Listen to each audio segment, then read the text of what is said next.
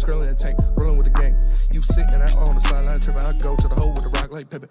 Yeah. I'm okay. Oh, what up, though? Welcome back to the Woodward Waits Live, WoodSports.com. Easy to watch. All right, yes. Say what you said before the show. Panthers are back, dude. I mean, I tried to tell you guys about the Panthers. Took care of. I gave you that win in Lambeau. I told you it was going to happen, and it did. And now, obviously, the Packers win again. Barely avoid or just miss getting first place in the division because Tampa Bay squeaks through against the Dirty Birds. But I was gonna spin shake because he fades him every week. Hey man, it's what I have to do, man. This is my relationship with this team. Whenever I count them out, they win. Whenever I take the Panthers and the pick them, they lose. But whenever I fade them, they win. So I'm gonna keep riding that Panthers Express. I did text Spinny last week or maybe 2 weeks ago, and I was like, when Baker got hurt, I was like, oh shit, Panthers actually might win that division. Yep. And now it's gonna be a neck and neck race.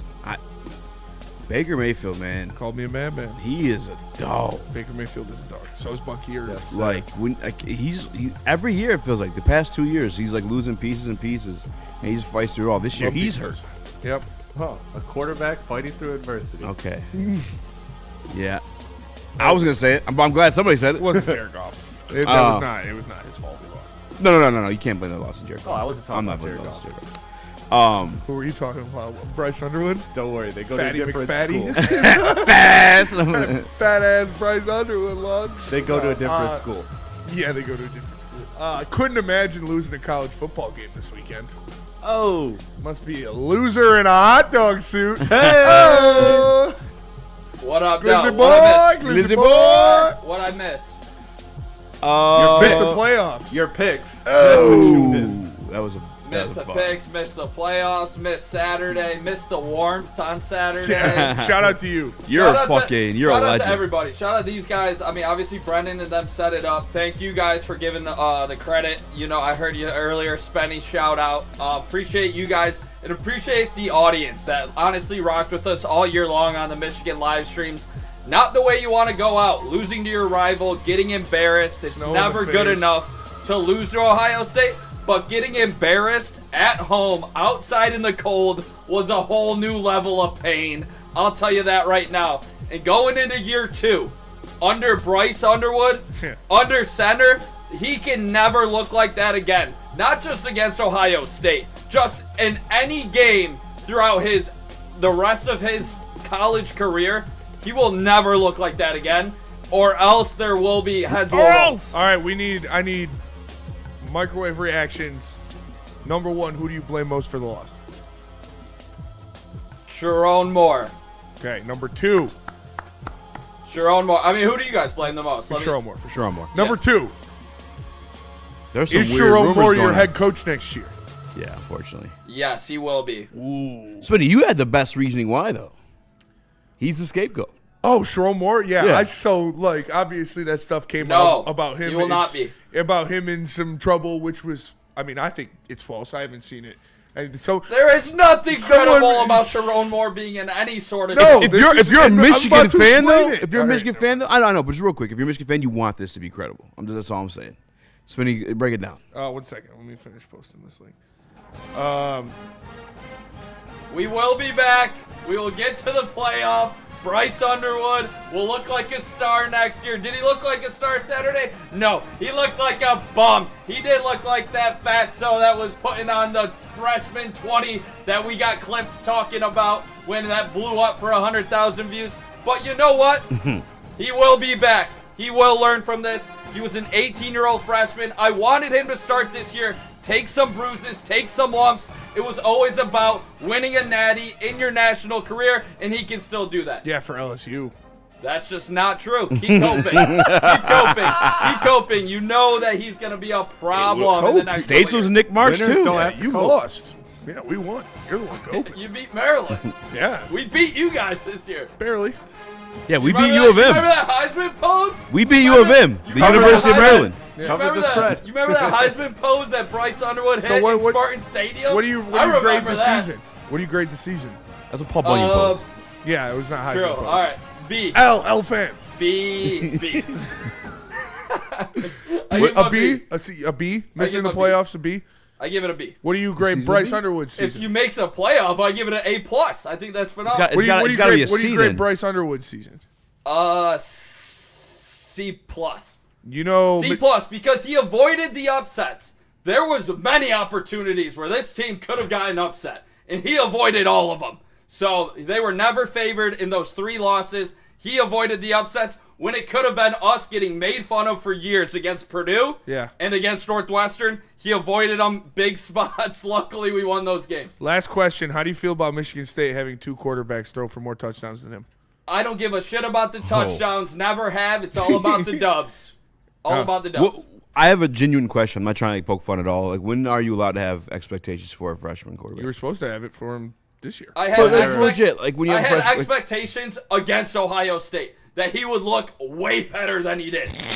Way better. When, like, which I hit on during the college, though? Is it like right away, you hit the ground, bam, expectations? Yeah. I mean, when you're getting paid $15 million a year, it is. I think money aside, just like historically, I'm saying. Like, there have been freshmen that have gone out there and taken care of business before, yes. Like, and when you're talking about guys like Bryce Underwood, you're talking about guys like Trevor Lawrence and like Johnny Manziel and like that level of athlete. He's the #1 recruit in the country. So that's what I'm saying. Like, often enough to have the expectation, though? Yeah, you have the expectation for him. Now, if he doesn't meet the expectations his first year, it's not like, oh, throw him in the trash. No, he's still a kid, and he's going to get better, and he's got the potential to, for sure.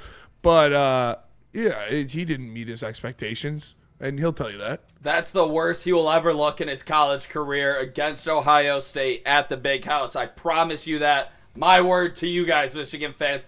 Different guy next year. When he plays for LSU with Lane Kiffin. And then how often do you see these sophomore season bounce backs? I think you haven't seen true freshmen really start at the college level too much, like too often. It doesn't really happen. I figured it was going to be some ups and downs. You saw it all the 3 games. We weren't favored. We got bruised up. Bryce Underwood, we didn't really let him throw too much. And when he did, he didn't make too many great decisions. He needs to learn from this, though. Is Sherrone Moore the guy? Is Chip Lindsey, specifically the offensive coordinator, ready to let him go and, prove to be, that 5-star where you learn from everything? But next year, he has to be an absolute beast. No questions about it. You have a daunting schedule. You have to be ready to face that. No excuses. So next year, everything's on the table. If it ain't a college football playoff, Sherrone, Bryce, everybody, you got to figure it out. Nick, I got a question for you because Terry, our esteemed Terry Foster, legend of Detroit sports media, he covered Bryce Underwood when he was here. Are we talking about that city that shall not be named, Howell, Michigan? Yeah, that's what I was going to say. So he talks about how when he was in high school, he had his matchup against Howell, and they lost that game, and he only threw the ball 9 times. And then you look at this matchup against Michigan or against Ohio State, biggest matchup of the season. He only throws the ball 6 times in the first half. And you look at Chip Lindsey, a guy who has developed Drake May and Sam Howell into NFL quarterbacks. All right, let's take a break here on the Drake May thing. He was a red shirt his whole entire freshman year. Can I finish the question, or are you going to interrupt me again? I knew you were going to say this Drake May thing, that he sat out his whole entire freshman year. Okay, do you want to – can I ask you the question that I'm providing the resources for? Or? Let's hear it. All right, so when are you starting to question that it's like Bryce Underwood's arm? Because at the high school level, in the biggest game of the year that he lost, they didn't look at him to throw the ball. And at the college level now, in the biggest game of the year that they lost, they didn't look at him to throw the ball. And you have an offensive coordinator who has developed NFL arms before and likes to attack down the field in passing. This guy has been to elite camps, showed out, been the best guy. Obviously, the loss to Howell in his senior year state championship, not ideal. How about the last 2? Did we have the numbers on that? And personally, I've seen the eye test of Bryce Underwood do things as a Michigan quarterback that not a lot of guys have been able to do when he's on, when he's not second guessing. It's just to get him confident in himself, not second guessing. I've seen him make elite throws that I've never even seen out of a Michigan quarterback. Not JJ? Not even JJ. That's Cap. Mr. 9 God. No, it's not Cap. I've seen Bryce do incredible things. I watched him all year long, literally on a stream for Woodward all year long. And I do believe he will be okay. We just got to get the right guy in charge. I don't know why the offense looked so vanilla, and I would have let him loose, so I blame Sherrone Moore and Chip Lindsey for that, and I blame Bryce Underwood not making some of the reads in this game when he was checked down Charlie, when Marsh had a step, when McCauley did have a step. He didn't take those shots downfield. I need him to be confident in his arm moving forward, that it never looks like it did against Ohio State. And I believe he will, and I still believe Bryce Underwood will win a natty at the University of Michigan. See, I think you look at it Standing as on business. You said it. The obvious reason they lost the game was Sherrone Moore, and I look at Chip Lindsey and what he does to quarterbacks and how he likes to use quarterbacks, and I know that he wouldn't have used Bryce Underwood that way if it was up to him. It was on Sherrone Moore to not let him throw the ball and have that vanilla offense. Mm-hmm. If you're staying put with that, Bryce Underwood's not going to win an Natty next year, and then after your second year at a college that won't let you throw the ball, why wouldn't you transfer? So I think you need to be pretty aggressive to your school and your program, to your program, to the team, that they need to make a change. Because, like, if you just go at it again with Sherrone Moore and Bryce Underwood in this offense next year, not a lot is going to change. I think Chip Lindsey's the guy that has to go. I mean, obviously they're not going to fire Sherrone as of right now, as of this minute. Who the hell are you bringing in right now in this coaching carousel? You're Michigan. You can bring in anybody you want. Give me one name, Spencer, that you would bring in. Literally anybody. He's asked for a name. I don't know a name, but why is that? It's not my job. It's not mine either. So you don't think you could? You're Michigan. You're the University of Michigan. You don't think you could do better than Sherrone Moore? I don't think Lane Train's coming to Michigan right now and LSU offers him. That's the only guy that I would probably be interested in, because you would see that elite offense. But at the same time, Pat Fitzgerald? No, I'm good. I'm Patty Fitz, which you I can don't go know take what somebody. after. But you can do it. You are Michigan. You can do anything you want. Michigan. Don't give me the who are they? That's fine when you're talking about Jim Harbaugh. We don't have an empty coaching spot, and I'm not calling for Moore's head right now, so it isn't my job as of this moment. But I think saying that you lost to the number one team in the country and your offense looked like shit, and Chip Lindsey has not developed Bryce Underwood throughout the year? Yeah, that's blaming him is crazy. There's a lot of drops on Michigan team too. Every time you tune in on Saturday, there's drops. You said yourself you blame Sherrone Moore the most for it. Because he's the coach. And saying that changing Chip Lindsey is going to change it is crazy. I think that's... I mean, if you want to do it, like if that's the answer, if that's what you think the answer is, for sure. But it sounds like trying to do the same thing again next year, and you're probably going to have the same result. Also, Drake May tearing up a 2022 ACC that didn't have a powerhouse Clemson. Like, all right, good shit. Drake May, obviously, he's an elite quarterback at the highest level right shit now. About Drake May I'm saying you're talking shit about your Chip quarterback Lindsey. had one more yard than Davis Warren last year. I'm saying Bryce Underwood threw for one more yard than Davis Warren did last year. Untouchable. Chip Lindsey's a nobody to me. Who is Sherrone Moore? He right now is the coach of the Michigan Wolverines. That needs to put a better guy in place next year, because I don't think this Chip Lindsey guy is untouchable. Do I think Sherrone's untouchable? Nobody's saying he's untouchable, but he's not the problem. I think he is a part of the problem when you have a 5-star in Bryce Underwood, Sherrone Moore, and Chip Lindsey. If you want me to put more blame onto Sherrone than Chip Lindsey, okay. But I'm saying just throughout the season, for your 5-star quarterback to not be more developed is the problem. And that's why heading into next year, Bryce Underwood needs to be an absolute beast no matter what. They have to figure it out. And you trust Sherrone Moore to do that, to develop him into that. I have to have faith right now that they will make the right hire, get the right guy in here that obviously wasn't Chip Lindsey, to help Bryce Underwood get to that next level. I think that needs to be your guy, your head coach. You can't have your head coach bring somebody in to help him. Your head coach needs to be the guy to help him. It's college. It's a kid. It's one-on-one. Like, okay, so where are we at with Jim Harbaugh versus John O'Corn, Wilton Spate, Jake Rudock? Are we blaming Jim Harbaugh for never beating those Ohio State none of them teams? were the number one recruit in the country. If Jim Harbaugh had the number one recruit in the country, he would then look you a could lot talk better. about. Look what happened when he got a quarterback. He won a natty. Yeah, 3 years later, after JJ sat, and was he the number one recruit in the country that said he was you haven't seen a freshman like me? He was a 5-star kid. Obviously, all 5-stars are different. Julian Sayin got a year to sit. Literally went into an elite offense, looked elite.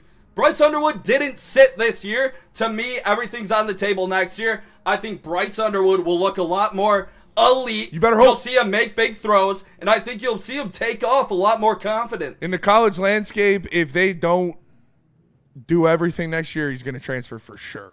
I think Sherrone Moore needs to change the philosophy. I can't blame Chip Lindsey when Sherrone Moore is like, hey, I want to ground and pound, throw as few as possible. I think that's more a Sherrone Moore thing. Also, just to say this, we didn't have the Big Ten leading rusher in yards per carry, your big transfer that you brought in Justice Haynes. He helps out in that game. You had Mr. Ohio, Jordan Marshall. He was running great. Shoulder gets hurt. You have a walk-on running back literally taking snaps against the best defense in the Big Ten. This was not set up for success. The play call was bullshit no matter what. They needed to air it out at that moment, and they didn't. Because they don't trust Bryce. Bryce. Also, like Justice Haynes, down him, down Jordan Marshall, like you are going against it, against the number one team with an 18-year-old quarterback Then you should put, against an elite defense. If you're down 3 running backs, why don't you put it on your quarterback's arm to go out there and take care of business? What I just said. And they didn't, and that's what they're going to continue to do because that's Sherrone Moore's identity. And so if you want that to change, that's not going to change if you replace Chip Lindsey. That's Sherrone Moore's identity. So if you want it to be different under him, that's delusion. It's not going to change. It's going to be the same offense next year. Just like it was the same offense under J.J. McCarthy, even when he was the 5-star with 3, he was the 5-star with 3 years of rest. Didn't mean he was going out there and putting up 36 pass attempts. He was handing off the ball because that's the offense. That's what you're going to get. That's Michigan football. And if you want to change that, you have to start with the guy who runs Michigan football. It's not going to change just because you change Chip Lindsey. That's all I'm saying. I think the future is extremely bright in Ann Arbor. Saturday doesn't change that, but Saturday can never happen again. Straight up, you paid the money for an elite quarterback. You want him to be elite. Maybe the numbers are never going to be 30 touchdowns in a year, but can he be efficient? Can you continuously beat quality opponents like you're going to have next year? Obviously, everything's in front of him for next year, but expectations are never going to be higher. Young team, and I think Bryce Underwood's going to be able to pull through at the end of the day. I mean, I Hail, think Bryce baby! Underwood's We'll really be back good. next year. But yeah, I think you're treading water. If you go into next season with Sherrone Moore and Bryce Underwood, the same thing's going to happen. And then if he doesn't go to LSU this summer, he's definitely going to do it next year. Yeah, I kind of agree. I mean, you heard JJ himself say he wasn't prepared to be a professional quarterback at Michigan, and look how fucking ass he is. Are you Bryce Underwood watching that, hearing that, and wanting to stick around Sherrone, that boring-ass offense? I'm going to somewhere that will develop me into an NFL quarterback like Oklahoma or Oregon or Alabama. And even or if you're the LSU. counterpart, even if you're a wide receiver, are you going to Michigan to prove your career? No way. Fuck no, you're They not. throw the ball 10 times. No, you're not. Yeah, I don't know, Nick. Listen, Like I said- I'm a Bryce Underwood fan. I want Bryce Underwood to be successful. I just don't know what's going to happen in Michigan. Do you I said think- that the day he signed. Michigan could You go. bet. Michigan could go get John Gruden right now. Michigan could go get Urban Meyer right now. Michigan could All probably right. go get Nick Saban right now. Think They Urban have Meyer more go- money than anybody else. Urban Meyer said the only way he'd go back to coaching is if it's Ohio State, Texas, USC, or Michigan. If Michigan walked up to Urban Meyer and put a bag in his face, he'd take it. You saw him just running a field day after that W. That's just not true. You just said 2 of the greatest college coaches of all time, Spenny, that are retired. And you're Michigan, right? You're the leaders and best. That's just not. You cannot tell everybody that you can go out and get Urban Meyer and Nick Saban. So you could tell me That's that just you not could tell me realistic. that Scott Harris is going to give Tarek Skubal $500 million, but I can't say the University of Michigan can go pay for any coach they want. You're literally calling out the University of greatest Michigan, coaches man. of all time. Yeah, and you're one of the greatest That are institutions in the retired. history of college football. That are What, don't- retired. It's the Block M. You're the guys. Don't act like you're some That is poor way franchise. You can go buy anybody you want. That is way That's the different than- mentality you have to have. That's way different than giving a Hall of Fame player who is the face of your franchise what he's worth so your team continues to be a contender. Michigan can have any single person in the world coaching for them next year. That's the type of pull and money you have. So don't be like, oh, who are we going to get to replace Sherrone Moore? It's like I said, with Jim Harbaugh, it's a different argument. He is one of the greatest coaches ever. Don't play that. You can't play that card. I'm with saying Sherrone things Moore. might open up next cycle, but I'm saying right now, I mean, options are slim. And obviously, I don't have the names because I don't think Sherrone's getting fired. Your I don't options need are the names. your options are bottomless. I don't think, like, I'd saying Urban Meyer and Nick Saban I thought was crazy work by you. I just don't Why? think it's realistic at all. How? Because they aren't coming back from coaching, and if they would, it would be to OSU and Alabama. Urban Meyer literally said if he could go, Why if is he's he going going to back Florida? to coaching, it would be OSU, Texas, Michigan, or USC. Those are the only jobs that he would take. All right, we'll look for those quotes on the break or something. Because That was like 2 years ago. all right. I don't like the woe is me. We won't be able to get anybody or Michigan. That's not an excuse. You can get anybody you want. So I don't use think that we're as firing like, our he's all coach. saying he's chilling though too. yeah, and then you're gonna lose Bryce Underwood. I kind of agree to that. Like if you're cool with Sherrone Moore, you just said you blame him the most, but you're cool with him being there. That doesn't compute to me. But it's all Go right. Blue. We'll all be right. back. Honestly, Try to you lost to the square number one peg the team. round hole again. Michigan man Broder. Michigan should get Andrew Luck. Would be elite. So I'm working out at Stanford on the sideline, calling a play when they scored a touchdown. Looked good. I'd take Andrew Luck. Fuck Played it. under Jim Harbaugh. Hey. Speaking of JJ, this is a super chat by the way from Byrne. He says, speaking of JJ, I know this Lions season is looking like a failure, but damn, we could be the Vikings going from a 14-win season to a 4-win season. What? Shout out, Burn. How is that? We're over possible? 4 wins, brother. No, he's saying it could be worse. We could be the Vikings. Okay. And yeah, I mean, definitely never want to be the Vikings, but doesn't make me feel any better. I don't like it. Could We're be in worse third place mentality. instead of fourth place. Like, Yeah, there's some context there too. Like they got rid of a quarterback. if we're not making the playoffs, you might as well be the Vikings. You get a better draft pick. Listen, if the speculations about Sherrone Moore are true, he needs a lawyer. He does. He's a lawyer up. Who do you suggest he go see, Nick? Ben Johnson, because he's the best fighter in the game, and he's going to fight for you if you get into any trouble or you need anything, any legal advice whatsoever. You go to the best fighter in the game, and his name's Ben Johnson over at Ben Johnson Laws. It's benfights.com. Didn't have the number. benfights.com, baby. Art Jakes. Art and Jake's. Listen, I love this job. I love Brendan. All right, we got a pretty cool gig. We could go out these restaurants, eat, watch the games, talk sports. We'll be doing it again this time at Art and Jake's. The Woodward Sports Watch Party is going live from Art and Jake's in Clarkson on December 14th as Detroit takes on Matthew Stafford in L.A. Coming out with us, enjoy wall-to-wall covers on over 80 TVs, 22 draft beers on tap, and a menu stacked with fan favorites. There's no other place better than Art and Jake's to watch the game. Download Art and Jake's app and join the AJ's fan club and make every game day a win. Get ready for the ultimate sports experience. Join former University of Michigan star and NFL sensation Braylon Edwards alongside the charismatic Shep Braylon Edwards, touchdown Michigan! as they break down the latest in sports like never before. Tune into the Braylon Edwards Show with Shep. Touchdown, Braylon Edwards! Weekdays from 2 to 4 p.m. only on the Woodward Sports Network. Don't miss out on hot topics, insider insights, and the banter that keeps you coming back for more. How do people feel about getting a Planet Fitness membership for $15 a month? How do they like working out in a clean and spacious gym that's filled with equipment for every workout? And how about free fitness training in the judgment-free zone that leaves them feeling energized all day long? Join Planet Fitness today with the free PF app, online or in club, and start getting that big fitness energy for $15 a month.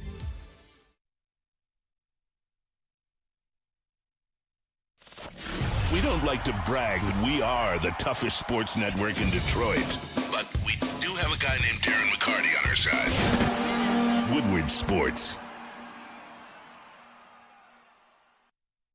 Congratulations to the real coach of the year, Motor City Dan Campbell. Just put your head down and go to work. It's about to be fun, man. It's about to be fun. Woodward Sports.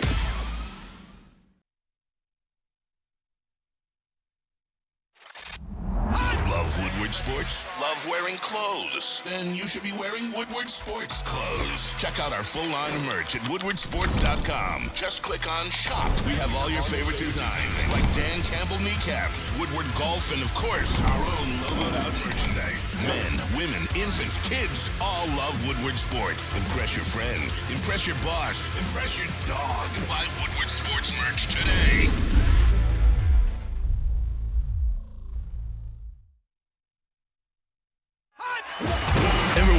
goes on inside the game. Deep ball's got a man and got him.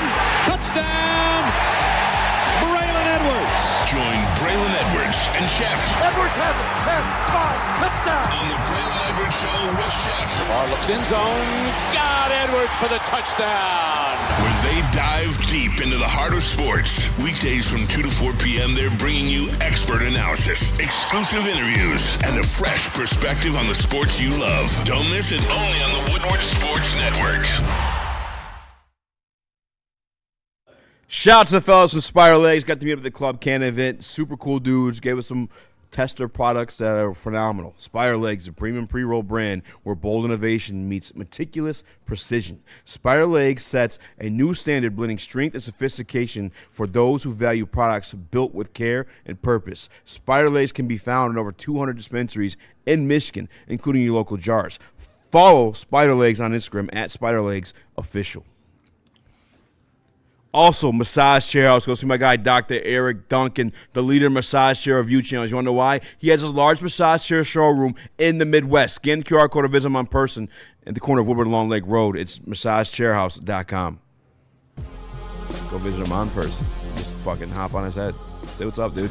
What up, though, and welcome to World Heavyweights Live on Sports.com. Easy to spin more racks. Young Chris, Nicholas, Koloff. Smash the like button, be a friend, tell a friend, and share the stream. We got a little, we're doubling up. Is that what we're doing? Yep. Yeah, pushing through, power hour. Are we going to address Pat Fitz or do it in the second hour? We spent a whole thing there in Michigan. We want to address it. I mean, you're the Michigan State guy. I like it. It's a good hire. You're the Michigan State guy at the network, so yeah, you got, like, I guess, were you grading it? Expectations, how long it's going? Because he hasn't coached since 22, right? No, he hasn't coached in a while. It's not like the other guys coming to different schools, but they're all the recruits and ready to go, you know what I'm saying? Yeah, no, but there's been a lot, an outpouring of recruits on Twitter saying they're still committed to Michigan State. They're all still committed to Michigan State. So he's going to have a lot of guys still ready to go, and he's definitely going to get his pieces and get his coaching staff in order. I like it. Like I said, Midwestern, defensive guy, defensive-minded, run game stuff. That's what Michigan State needs. It's what you got to be. Yeah. And hopefully you can get that defense built back up, and then we take it from there. Took Northwestern to a Big Ten. Yeah, I mean, he was consistently a very good coach at a very bad program. Obviously, it didn't end well at Northwestern, but it's Northwestern. And now Michigan State has someone in charge who's supposed to know what he's doing when it comes to spending money. So hopefully we get him in, or get some pieces in there. Use that transfer portal. Like I said, build the defense up. Go back to Michigan State football. We'll see what happens. Michigan State got a Mike Vrabel. Yeah. Maybe. Yeah. He play, right? Former Big Ten guy? Linebacker. You play linebacker? Yeah, I don't know where, though. Northwestern, right? Vrabel? No. Oh, yeah. Pat Fitzgerald? I Yeah. think Vrabel was OSU. Yes. Was he? Yeah. Yeah, I was talking about Fitz. Apologize. All right. You got anything on Michigan State? You got a grill for Michigan.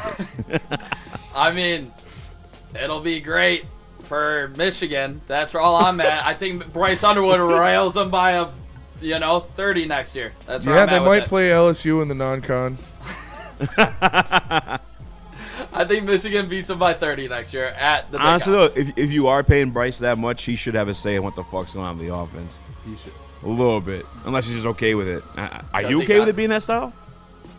With Bryce? I mean, when you have Justice Haynes be. and You said Jordan Sherrone's good to Marshall, go. I think obviously you want to run the ball, but you got to let Bryce throw the ball more than, 6 times in the first half against OSU. If you do have a third-string running back, you need to open things up in the pass game to let that third-string running back try to at least have a one-on-one, not 2-on-1, 3-on-1. You're going to get beat up all day long. Pat Fitzgerald, I think, is a pretty damn solid coach. I'm excited to see what he can do with resources at MSU. The Big Ten is better when Michigan State is good. This is a whole different Big Ten than Pat Fitzgerald is used to. Going up, his big rivals were Iowa and Wisconsin back when he was winning the the Big Ten West. So whole entire different powerhouse nowadays in the Big Ten. We'll see what he can do, but I think he's a really good leader of men. That's for sure. It's gonna be a minute, probably, right? Yeah. Oh yeah. 2 years. Yeah. I mean, at least a year. We'll see what happens, but yeah, they're digging out of the hole, man. It is what it is. You should be able to make a bowl game next year. I mean, that's not a very high bar to have. So that is my expectation every single year. I don't care first year as a head coach or not. As Michigan State, you should make a bowl game. I think it's the longest we've ever talked college football on the show. Probably. I don't have a problem with it, by the way. I'm just recognizing it. It's the longest we've talked college football. Because the Lions are dead. We've been avoiding it. It's funny because been avoiding it. Not gonna lie. This segment kind of made me realize that like college football with the NIL stuff kind of has become like the NBA, where like if you don't make your superstar happy, they're gone. Like they have just all the ability in the world to just leave whenever. So when they first got Bryce, I was just like, damn, I hate that as a State guy, but good for U of M. But now I'm starting to realize, like, oh yeah, they have actual like stress and expectations because, but dude, NBA because at least Spencer's not gaslighting him when he said he could leave in a year. Like at least real. if you lose him in the NBA, you're getting assets back. Yeah. But if Bryce decides to dip, you're getting your ass fucked. Bryce Underwood can leave at any time. He can just leave because he wants to. That's crazy. Adam says Underwood is Joe Milton with a governor on him. I don't agree. I just this is Michigan football. It is. It was this with JJ McCarthy. Yep. And then JJ, who's having like an historically bad season, was not developed. Has came out and said, well, I was not developed to play NFL football. This is a bad sign for Bryce Underwood. And again, if you're a wide receiver, which they need, because I'll give Bryce this. There's times where he's throwing that motherfucker and they're just dropping the ball. Andrew Marsh is pretty good. The only guy. Yeah. Andrew Marsh had one target. Unacceptable. Unacceptable. But I'm saying too, Like, what are we doing? This dude looks like a legit star in the making. He's pretty one good. fucking target fire chip against OSU in your biggest game of the year.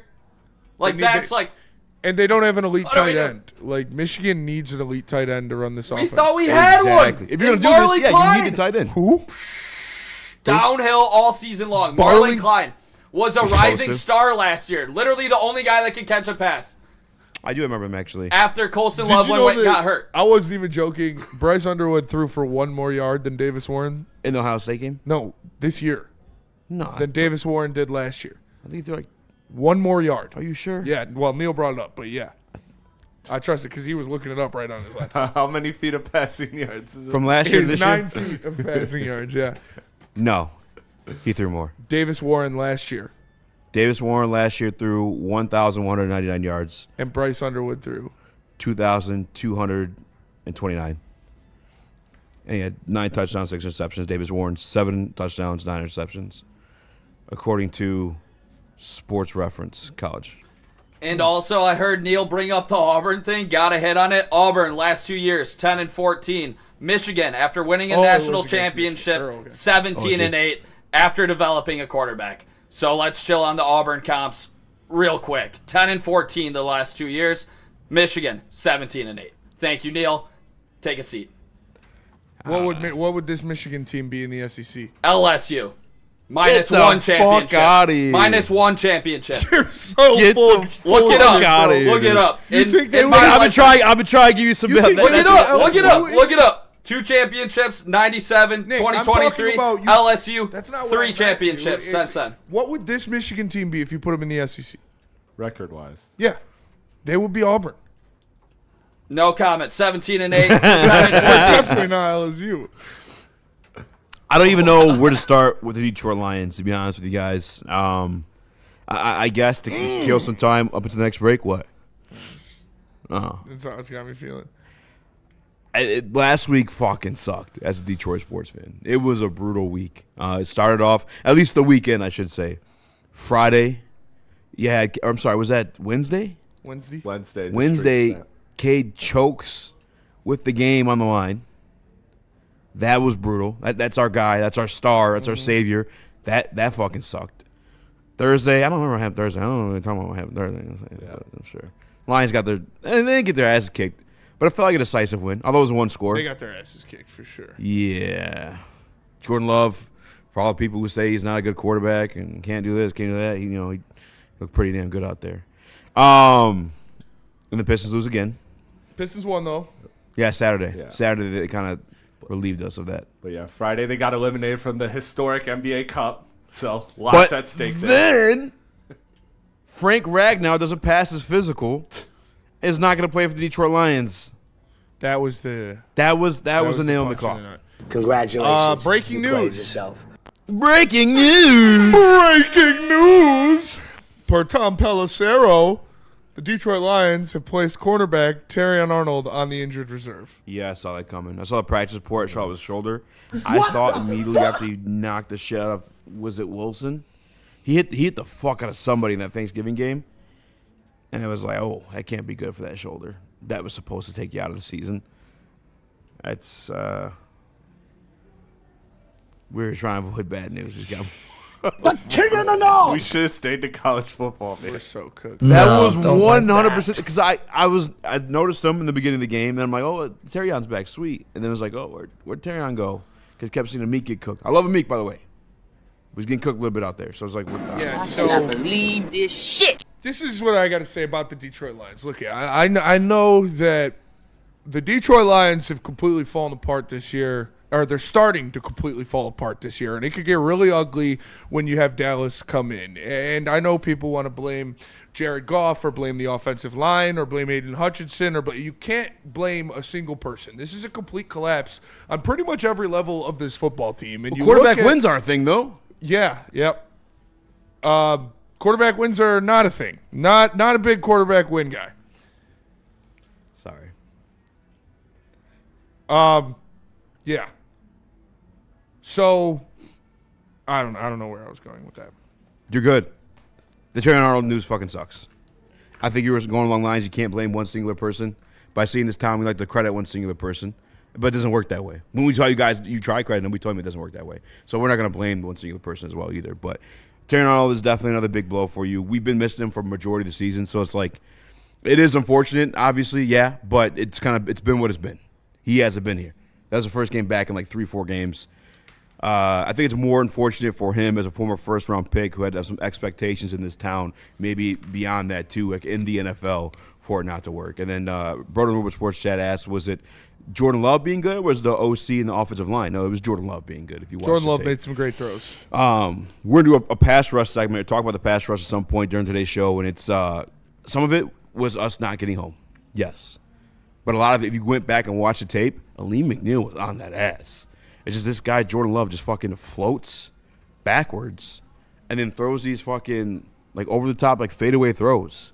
And he throws them at his player's chest for some reason. I thought he was supposed to throw them towards the ground. But, that's just, I guess, how they do it in Green Bay. Damn. Nick, Terrion Arnold for the season, what's your expectation or, I guess, reaction? I'm mad, dude. I'm mad. I'm not even mad anymore. Like, I'm sad. Like, about the year, how it's gone. I'm mad, too. Obviously, I have season tickets. Like, it blows. This whole entire situation sucks. We talk about them every day for the majority of the day. And it takes up a lot of our time. It takes up a lot of our, thoughts that we, drive into what we do for a living, what we do for fun, and this team is not a playoff team right now. And you just lost a starting cornerback to go along with all of the injuries that we've dealt with, all of the missteps this team has taken, this front office has taken, all of the non-steps forward this quarterback in this offense have taken, without a guy in Ben Johnson, the decisions this coach has made this year, the players not progressing like the way they were supposed to. I'm just in a really bad spot with football right now. I'm just not in a great place. I'm trying to find any silver lining, any just sliver of hope. And I'm putting everything into this Thursday. So if I don't, I'm putting everything into this Thursday. We got to somehow find a way to win. Rally the troops. I think your sliver of hope is that you've seen Kelvin Shepherd have games where he did a lot with very little. And I think that's what you have to bank on, which obviously you don't want to do that. You don't want to be in that position. Eazy was great at this for the first couple years of Aaron Glenn, where he said, defend the Glenn. He said, you were making, what was your famous line? It was making a salad with spoiled vegetables. What was it? I don't want to mess it up. Yeah, he had spoiled vegetables. Ripe vegetables. Yeah. The Spinny's line, actually. Yeah. They just weren't ready to go. You can't expect to make a salad with it. I'll take it. Yeah. But anyways. Make out the top 5 defense one. As Eazy so eloquently said, he didn't have a lot, and he made some things work, and it wasn't consistent, and it wasn't what you needed to get the job done, but they were able to get to the playoffs and make noise. And so while I look at this injury, and yes, you obviously don't prefer this injury, this isn't good news, you have seen Kelvin Shepherd do some things with very little pieces, including Terrion out, and it's worked. So yes, that's not the great situation to be in, but you can have a little bit of confidence that it can happen again because he has done it before. Yeah, that's the glass really, really half full. My glass is knocked over on the table, broken. I don't think the Detroit Lions have a chance this year. And if Terrion Arnold and Kerby Joseph don't play, I think the Cowboys lap you by 2 scores. We're going to go to break. We're going to come back. We're going to keep talking Lions. We got audio from Kelvin Shepherd. We've got injury updates. We've got audio from Dan Campbell. But first, tell us about Wicked Pickle. Shout out to the best pickleball joint in town. It's Wicked Pickle. Because if you're looking for the ultimate pickleball experience, check out Wicked Pickle. With 10 climate-controlled courts and a chill lounge with cold drinks, it's Metro Detroit's hottest indoor pickleball spot. And mark your calendars for the Woodward Sports Pickleball Open on Friday, January 9th. Come watch your favorite Woodward sports personalities go head-to-head against each other in pickleball pros. And don't miss the Woodward Heavyweights broadcasting live from Wicked Pickle, 5 to 7 p.m. And do you want in on the action? Register today at pickleballtournaments.com for a chance to compete and maybe even take down your favorite Woodward sports personality. Les Stanford Chevrolet, Cadillac, Buick, GMC. They got deals for everybody. Make sure you tap in. My guy Goran got me out of my old lease into my new one in 30 minutes. He can do the same for you. Just hit him up. Go to lesstanford.com. Les Stanford, Chevrolet, Cadillac, Buick, GMC. Les Stanford, together. Let's ride. No one gives away more cash and prizes than Woodward Sports. You don't believe us? Here's our latest $10,000 winner. You know, you guys posted, hey, if you guess all this stuff right, we'll give it's $10,000. I'm like, okay, well, why the hell not? And the winning doesn't stop there. How about our Outkick Your Coverage winner? I think you won. We got Tully, everybody. This guy's got a hot girl. Bigger prizes, bigger giveaways, cash, merch, tickets, and more. All from the biggest sports network in Detroit.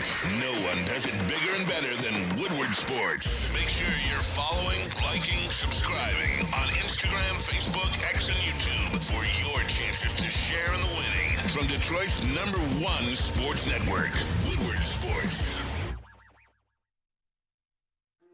Why do we fight? We fight to protect the innocent, to hold the powerful accountable, to bring the oppressors to justice. Why do we fight? We fight to secure and preserve our civil liberties, to get each and every one of our clients the justice they deserve, and to make the lives of real people just like you whole again. Thenfights.com. Detroit has the best sports fans in the world. That's why they deserve the best sports coverage in the world. We are the Woodward Sports Network.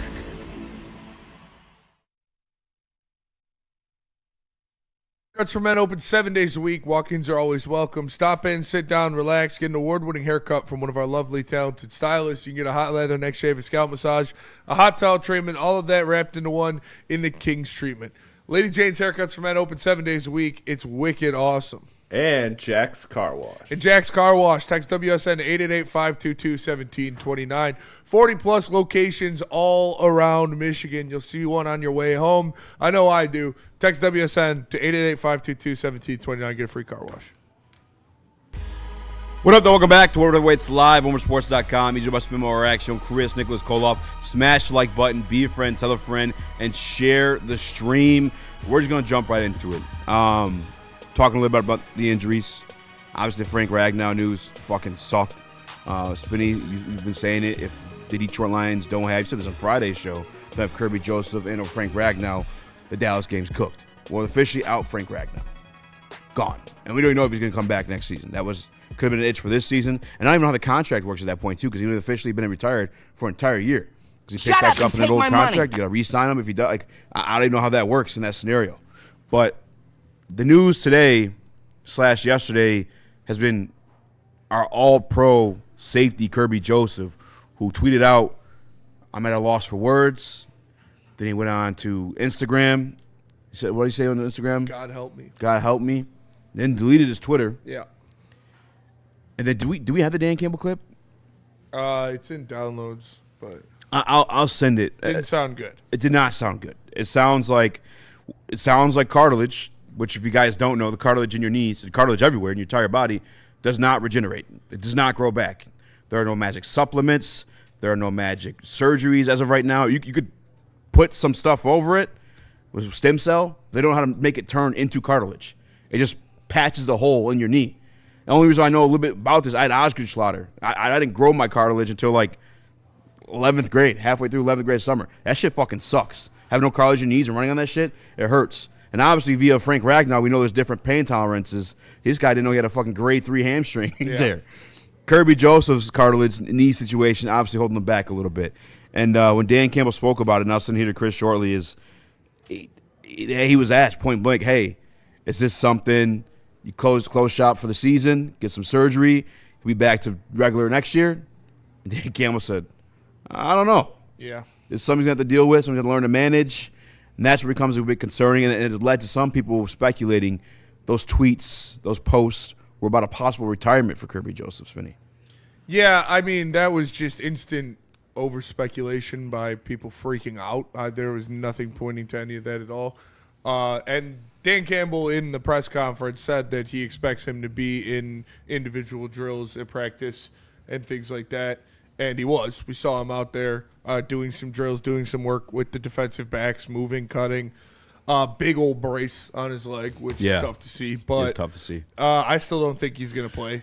And without him and without Kerby Joseph, and now without Terrion Arnold, who got moved to the IR, it's really tough, man, especially with the lack of pass rush that the Detroit Lions have. You saw guys like Wan'Dale Robinson and Dontavion Wicks go out there and look like all-pros. Now you have two guys that are all-pros, like CeeDee Lamb and George Pickens coming into town. Pickens a little banged up, but he'd probably play.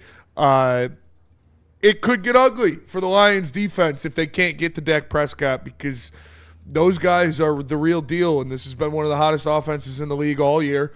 And now the defense, obviously, with Quinnen Williams is humming, and we've got Tristan Colon, who's going to have to go up against Quinnen Williams and Kenny Clark.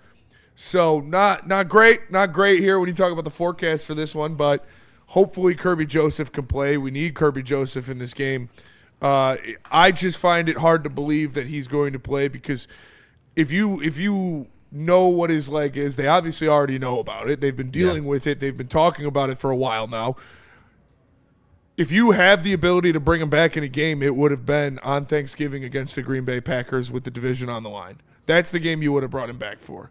And I know this is a must-win now, but that was more of a must-win. Yeah, that's for your division's sake. Yeah. Like, we have an NFC South team that's going to make the playoff, not worth a dick. Mm-hmm. If you win your division, you're in. That's it. But I do think there's a little bit more of, like, just building, letting the knee rest, letting it build, like, its structure back. It sounds like it was a really bad situation that probably would have held him out of that game.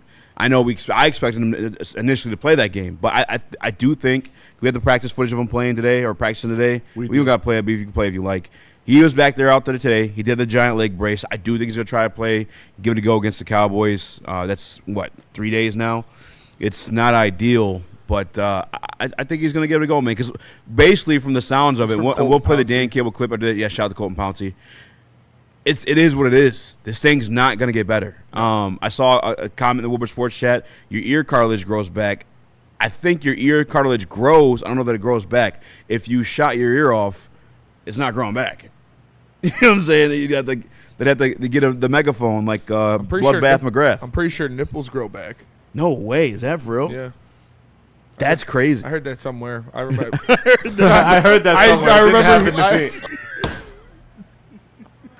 I remember hearing it as a kid and being something that I believed. I don't know where I heard it from, shit, dude. So it could be completely false. But I almost passed out from laughing so hard. I just know it was trippy. I remember hearing that when I was a kid. The nipples grow back. I was like, yeah, that's pretty cool. Basically, it is what it is. Kirby's got to fucking learn how to manage this, not just manage it in game throughout the game week, but in everyday life. We know a guy that saw him after the Browns game who had to be helped out of the the dinner with Carried out his of the club, friends. yeah. Carried out the club. That's not not good. a baddie either. Not like a baddie passed out, carried out the club like he couldn't walk. So yeah, I mean, a wise man sat on this mic and told you that Taylor Decker and Kerby Joseph were not getting healthy anytime soon, and they're not going to get healthier as the season goes on. It's just things that they're going to have to deal with, and if they can go, they can go. If they can't, then they can't. Hopefully that's not something that's going to be the rest of Kerby Joseph's career to where he's just week to week forever. But especially if you just paid him. He has that athleticism where if that takes a hit, maybe he can't get to all those balls. Obviously, that takes a big hit, not being able to get to the big spots, big-time athleticism with his vertical, so that's going to take a big hit. This is terrible news. This is worse than the Terrion stuff, and the Terrion news is brutal as well, for one reason why. Let me just go through this with you boys. Obviously, this team's not in the playoffs right now. We need a miracle to make the playoffs, in my mind. Not a miracle, but basically go on a big run and hope for a bunch of teams to lose. Let me read you this. 8 games this year for Arnold. 0 games for Rakestraw. Manu can't block a goddamn, traffic cone. We got Vaki doing absolute dog shit. Mahogany injured. Love that. Our whole entire draft last year are a whole bunch of busts right now. Not on the field. Can't do shit. And that's who I blame right now. If we had contributing players specifically, maybe on an O-line, maybe not going Project Manu. Yeah. We're tough right now, and that is a draft that is haunting this team right this second. Mahogany working on the sidelines today. Mahogany was working on the sidelines today, but I think that Brad Holmes called himself the cornerback whisperer, right? He did. He said, this is my thing. Well, I think Brad needs to stop whispering and start having conversations with these guys and be like, hey, are you made of glass? Hey, can you play a full season? Because I don't know. Emmanuel Mosley, Cam Sutton, Chauncey Gardner-Johnson, Terrion Arnold, Ennis Rakestraw, DJ Reed, every single cornerback you brought in has missed games. You have not signed a single cornerback that has played a whole season except for Will fucking Harris. And you didn't even sign him or bring him in. He was already here. I just you're whispering to these guys. Start asking them, hey, are you made of glass? Hey, can you play a full season? Hey, what the fuck is going on in the training room? What the fuck is going on? So, to fairness, Terrion did play all last year. Yeah. This fair. year. And he was getting cooked last year. Yeah. Of course, this year he looks decent. Yeah. I know. I just see this goes back to I hate asking this question, but this is where my brain keeps going with all of these injuries mounting up. Is it goes back to is this style of football that they're doing or the way that they are conditioning them, and it might not be a Dan Campbell thing, it might be a training staff thing. I don't know. I'm not in the ins to know, but I just feel like there has to be levels of question there. I think there is. I think this is something you have to question. I think that Dan Campbell, when it first happened, first couple of years, I was like, no, shut up, blah, blah, blah. No, this is the thing. You cannot be practicing these guys this hard. You need to stop. Yeah. Oh, it's because they are consistently more injured than basically any team in the NFL for a 3-year stretch now. So stop. Stop putting pads on Monday. Stop doing that shit. You don't have to. We're fine. It's Fridays they do that We're extra good. work. That's isn't routine around the league. They practice in pads Friday, and that's only the Patriots and Don't do it. Yeah, don't. Why? They know how to tackle. They're adults. Seriously, at this fucking point, Yeah. there's no need. Yeah. At least in the back half of the season, fucking stop and pull fucking that shit. Stop focusing about tackling on Fridays and start focusing about having the right fucking guys and the right amount of guys on the field on defense. Let me talk to you. And we're going to talk about that coming up next. Shep at the podium, blaming himself, rightfully so. Inexcusable. Multiple times on Thanksgiving. My grandma was watching. Let me tell you guys about Planet Fitness. Planet Fitness, the home of the judgment-free zone where everybody can get a full body workout in 30 minutes. And all memberships include fitness training. You get all that for just $15 a month. Join in club or online at planetfitness.com. Planet Fitness, where your fitness is essential. I love Love Woodward Sports? Love wearing clothes? Then you should be wearing Woodward Sports clothes. Check out our full line of merch at woodwardsports.com. Just click on shop. We have all your favorite designs, like Dan Campbell kneecaps, Woodward golf, and of course, our own logoed out merchandise. Men, women, infants, kids all love Woodward Sports. Impress your friends. Impress your boss. Impress your dog. Buy Woodward Sports merch today.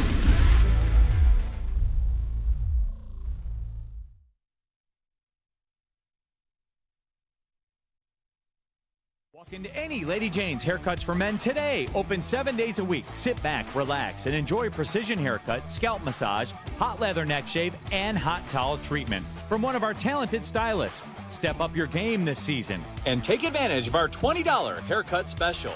Scan the QR code and get your coupon today. Lady Jane's Haircuts for Men, the ultimate haircut experience. Open 7 days a week. Walk-ins always welcome. Lady Jane's Haircuts for Men. It's wicked awesome. A ton of fun, a ton of sports, and a ton of man meat. Welcome to the Woodward Heavyweights, live daily 5 to 7 p.m. on Woodward Sports.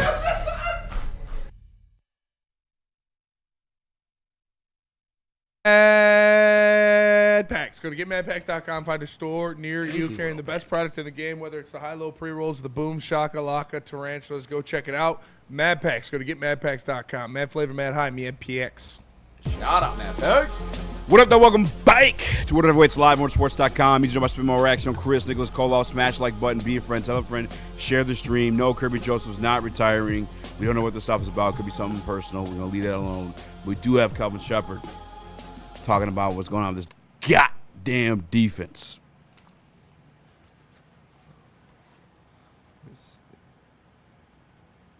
And then a 13-yarder with 10 people on the field in the gap where the player should have been. That's totally unacceptable, and that starts with me. It's not players, not an assistant coach. That starts with me. And then the most critical is the 3rd and 7 down in the red zone where we had 12 people on the field. And that's never been an issue here, and it won't be moving forward. Totally unacceptable. In my opinion, that's a 4-point swing. And the way Dan's able to call that game without that touchdown being there is completely different. So I put a lot of that loss on me as the defensive coordinator and on us as a defensive unit. Those things have been addressed. The players taking full accountability. It's the reason I enjoy coaching this room so much, and we're moving on to Dallas. He's 100% right. It's definitely on you. And, thanks for, stepping up there and saying it's on you. But like I said, is cheap, motherfucker. This is Thanksgiving. My grandma was watching that. Twice is inexcusable, and I am really concerned with the Detroit Lions defense and how they're playing right now. After coming off of a game against the Philadelphia Eagles, where it was one of the best performances all year, you go out there and you make Jameis Winston and Wan'Dale Robinson look like Patrick Mahomes and Tyreek Hill. And then you go out there against a sputtering Green Bay offense that's down their 2 best pass catchers, and you make Dontavian Wicks look like prime Larry Fitzgerald. It was bad. And now you've got CeeDee Lamb and George Pickens coming into town. And now you're down Terrion Arnold. And now Kerby Joseph, he has a degenerating knee. It's not getting better. You need to get pass rush. The only way the Detroit Lions beat the Dallas Cowboys on Thursday is if Aiden Hutchinson beats Dak Prescott over the head with his metal leg. You have to get to the quarterback, and you have to take the quarterback down, because allowing 3-4 seconds to pass the ball is not going to fly, especially going up against one of the best offenses in the league in the Dallas Cowboys. And don't even get me started about Quinnen Williams and Kenny Clark in the middle against Tristan Colon. No disrespect, but God damn, we are in for something. We need Kerby Joseph back because the defense has been bad the past 2 weeks, and it 100% starts with Kelvin Shepard.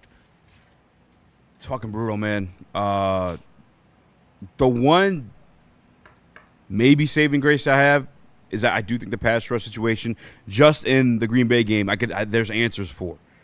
The Giants game, not so much. No. In the Green Bay game, you go watch a little bit of the tape, and you listen to Dan Campbell, you listen to Aiden Hutchinson. Aleem was actually getting pressures. This motherfucker, Jordan Love, he's a drifter. He just drifts back, floats away, and he always does those back foot throws. And that was kind of the pain in the ass for them. Hutch, no excuses for. No excuses. Hutch got worked. No excuse for Hutch. But Aiden Hutchinson Aleem McNeil was getting a little bit of pressure. Just Jordan Love was better than us that day. Jordan Love was really good. He was dotting the ball around. There were a lot of those plays in coverage. He was putting it right where guys can get the ball. But, man, like, you have to be able to get to him. You have to be able to get him on the ground. We're good, right? We're good, Brad. You're not good. You're not even mid. You're bad. And you need someone to get to the passer. And I'm looking at Aiden Hutchinson. Rightfully so. Whatever. He's the only guy. No. You are the guy. You got paid $50 million a year. Go kill the fucking quarterback. It's what you got to do. If you want to win, I know you guys are like, oh, this is a must win. Oh, yeah, we still got hopes on the playoffs. Well, if you don't personally kill the quarterback multiple times, we are not winning. Aiden Hutchinson, as unfair as it sounds, you are the single person that is deciding whether the Lions win or not. I agree with you, and I think Aiden Hutchinson needs to take his game to a whole nother elite level. You're in a rivalry game for the second time this season. You know what happened the first time? They took your lunch money and put you in a goddamn locker. Second time out, you show up with no sacks against Jordan Love. No sacks. You know who is on the other side? Micah Parsons, who they traded capital for. They paid him as the highest paid outside linebacker, and he completely buried Jared Goff for the second time this season in a rivalry game. In a rivalry game where it's the king of the north, balls on the fucking table, what are you going to show up with? Aiden Hutchinson, for the second game against the Packers, shows up with 0 sacks. This is a non-negotiable. For Aiden Hutchinson moving forward, you have to be the best player, not just on the Lions, but on the field. When you take the field, you need to be feared. You need to hit quarterbacks. And Aleem McNeil, pressure. I love hearing it, but it doesn't mean shit to me. You got to get him down. Aleem McNeil got paid too. Aiden Hutchinson, Aleem McNeil, you guys are the leader on this. You guys are the leaders on this defense. They paid you for production.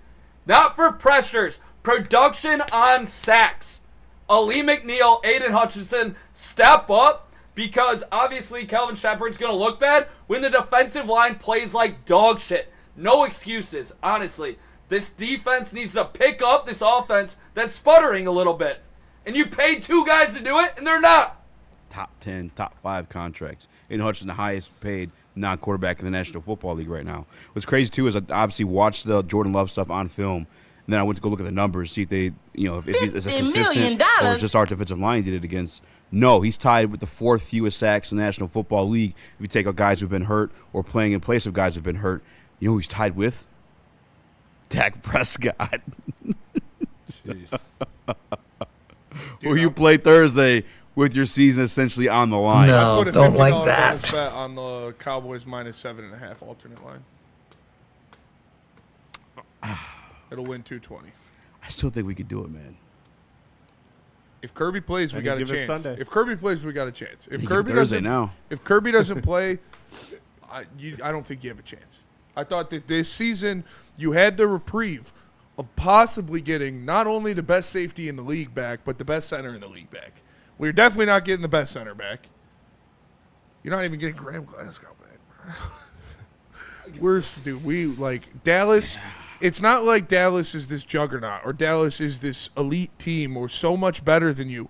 But what they do very good is what we struggle to cover. Mm-hmm. It is a horrible matchup for the Detroit Lions. I'm not saying that Dallas is this insurmountable giant in the NFC, but they do things that we struggle with very well. So unless Tristan Colon plays the game of his fucking life and Kerby Joseph plays, it could get ugly. You can argue right now the Dallas Cowboys have 2 top 5 receivers, 2 top 10 receivers for sure. And the best interior pass rushing defensive lineman in the league. And Kenny Clark. Because he has been since he joined the Cowboys. In fact, George Pickens is second in the league in receiving yards, 1,142. No, don't like that. The man. CeeDee Lamb at 18 with 744, but don't forget he missed a couple games. Yeah. Where there was a hamstring, I think it was, or ankle injury. That goes both ways. Meek versus Pickens, says Thomas Rojo. Oh, fuck. Yeah, that's like we're not Hearing just that out we're loud not is just gonna lose. terrifying. They will get embarrassed. We gotta hope that Amik Robertson. I mean, I hate to say this because it's kind of disrespectful, but you got to get both you guys kicked out of the game. Yeah. Like, that's smart. George Pickens, notorious crash out. You yourself, you get under people's skin. You've been known to crash out. Poke his butthole. Do something. Get kicked. Like, get him pissed off enough to throw a punch at you so you could get, like, if you got to bite the bullet, you got to bite the bullet. We'll put Mallet out there or something. But I think it's a legit strategy. I mean, like, when I was I little, would take that. I used would to take want that I used to trade-off. want Jason Maxfield, Tony McDyess to fucking just fight one of the Spurs. Get one of those guys Get 'em off out the of the floor. game. Get 'em off the Hurt him if floor. you got to. Get him the fuck out of here. Well, not hurt him. Doesn't I'm matter if older you have now, one ass but get him cheek kicked out and the game. three Still the toes. same I will beat concept. your ass. I need Amik Robertson to piss off George Pickens enough to get him to throw a punch. And it's really not that hard. No, it's like, not. I'm not asking for much. He's ready to punch. You just got to push Some him. guys look like they're going home to Oh, you know he's punch. going home to punch. Over under half a sack for James Houston. Oh, man. Over under half a sack for James One-on-one Houston. against Oh, Taylor Decker. this gets worse. Another bad matchup. Like I said, if it was Zero. Taylor Decker versus 0 sacks. some big set the edge guy, okay, one-on-one, that's fine. Taylor Decker versus a speed rush guy, one-on-one in pass rush situations. Poking balls, golf- great ska bands, Xavier Dean. We have Tyrus Wheat, says Thomas Rojo. Wheat season. Everything's gonna be fine. We're good. I don't think we're beating the Cowboys. I don't. I just don't. And again, we're not talking about any type of sexual gratification. No. This channel does not promote nor encourage sexual gratification of any kind. Everything we say is in a satirical and comedic factor. Autistic. Yeah. I'm a big time retard. Jeez. That's terrible. Artistic. I said a little weird, dude. Relax, man. What the This game is scary, man. When we get back. Oh, God. All right, actually, I can't help it. let's go early. Man, we'll get back. We'll talk about what's At least we got the Pistons, boys. Yeah. At least we got the Hey, Pistons. college basketball, baby. Two Yeah. top 10 teams. Let's go. A One thing beaver we can pit my agree on. nipple off, says Nicky. Dude, did it grow back? So, It grew back in my Smash that armpit. like button. Smash that like yeah, button. what if it grew back in a random Yeah, it's place? in your armpit. Artistically, we're talking in an artistic manner. It is a form of expression. Christopher? We're mid. We are mid, Evan Foster. The Lions, and like again, I do want to put the disclaimer out there to Lions fans. This kind of like what I'm talking like. I'm not. This is not a like. Oh, the sky is falling. Fire Brad. Fire Dan. Blow No, it no, up. No, it's just this year. This year. This year is cooked. And I'll be honest too, today I caught myself like drifting into like hope. And I think Sean Bleason always says that hope is not a strategy, right? And I'm like, you know what? We got Dan Campbell. We're a gritty fucking bunch. Like if any team's gonna crawl this motherfucker, it's us. You can only grit. And I do believe that way. But have you guys heard Dan Campbell? The pressers. He even sounds. It's fucking gross. It's. That's not my coach up at the podium. No, man. And then the other coach is ripping his shirt off in the locker room after getting his ninth win. Dude. Yeah, we're talking about that later too. I mean, Yeah, it look, sounds like do we Dan have Campbell's to- had a life. Like, But we were how do I say this told without Eazy getting that kicked off YouTube? Jared Goff made Ben Johnson. Yeah, We were told that I was told Jared Goff made Ben Johnson by a lot of people. by a lot of people. Dark place right now, boys. Trying Dark so hard place. to crash out on those people. I Those just stupid, dumb idiots. I'm just kidding. I love you guys. Shout out to I tried Black telling Rock Ann Arbor for having us out there, Yes. giving us the Oh. new menu, the Cajun steak bites, the crab stuffed portobellos with hollandaise. Shout out to Macy for taking care of us Shout in out Ann to Arbor. Macy. Chris, why don't you tell them about Black Rock? Yeah, let me tell you about Black Rock Bar and Grill. And look, truth be told, this is not on the read. If you watch the stream Friday, this is the only place I will willingly accept table scraps like True Hog because it is that damn good. I don't know why you wouldn't finish any of your meal at Black Rock Bar and Grill, but if you don't, let me know. I will finish it off for you. It's Black Rock Bar and Grill, a sizzle above the rest. I mean, you saw the menu. You saw everything that we had. Everything was good. And when you go there, make sure you mention Woodward Sports. Tell them Woodward Sports sent you and get 20% off your food bill. Exclusions do apply, but Black Rock Bar and Grill, check out any of the locations. We've been to Utica and Ann Arbor, but they also have Heartland, Novi, Canton, Davidson, and Portage. So Black Rock Bar and Grill, home of the steak on the stone. Go ahead and visit it. Tell them Woodward Sports sent you. No one gives away more cash and prizes than Woodward Sports. You don't believe us? Here's our latest $10,000 winner. You know, you guys posted, hey, if you guess all this stuff right, we'll give it's $10,000. I'm like, okay, well, why the hell not? And the winning doesn't stop there. How about our Outkick Your Coverage winner? Let's give it up for David Tully, everybody. David Tully. This guy's got a hot girl. Bigger prizes, bigger giveaways, cash, merch, tickets, and more. All from the biggest sports network in Detroit. No one does it bigger and better than Woodward Sports. Make sure you're following, liking, subscribing on Instagram, Facebook, X, and YouTube for your chances to share in the winning. From Detroit's #1 sports network, Woodward Sports.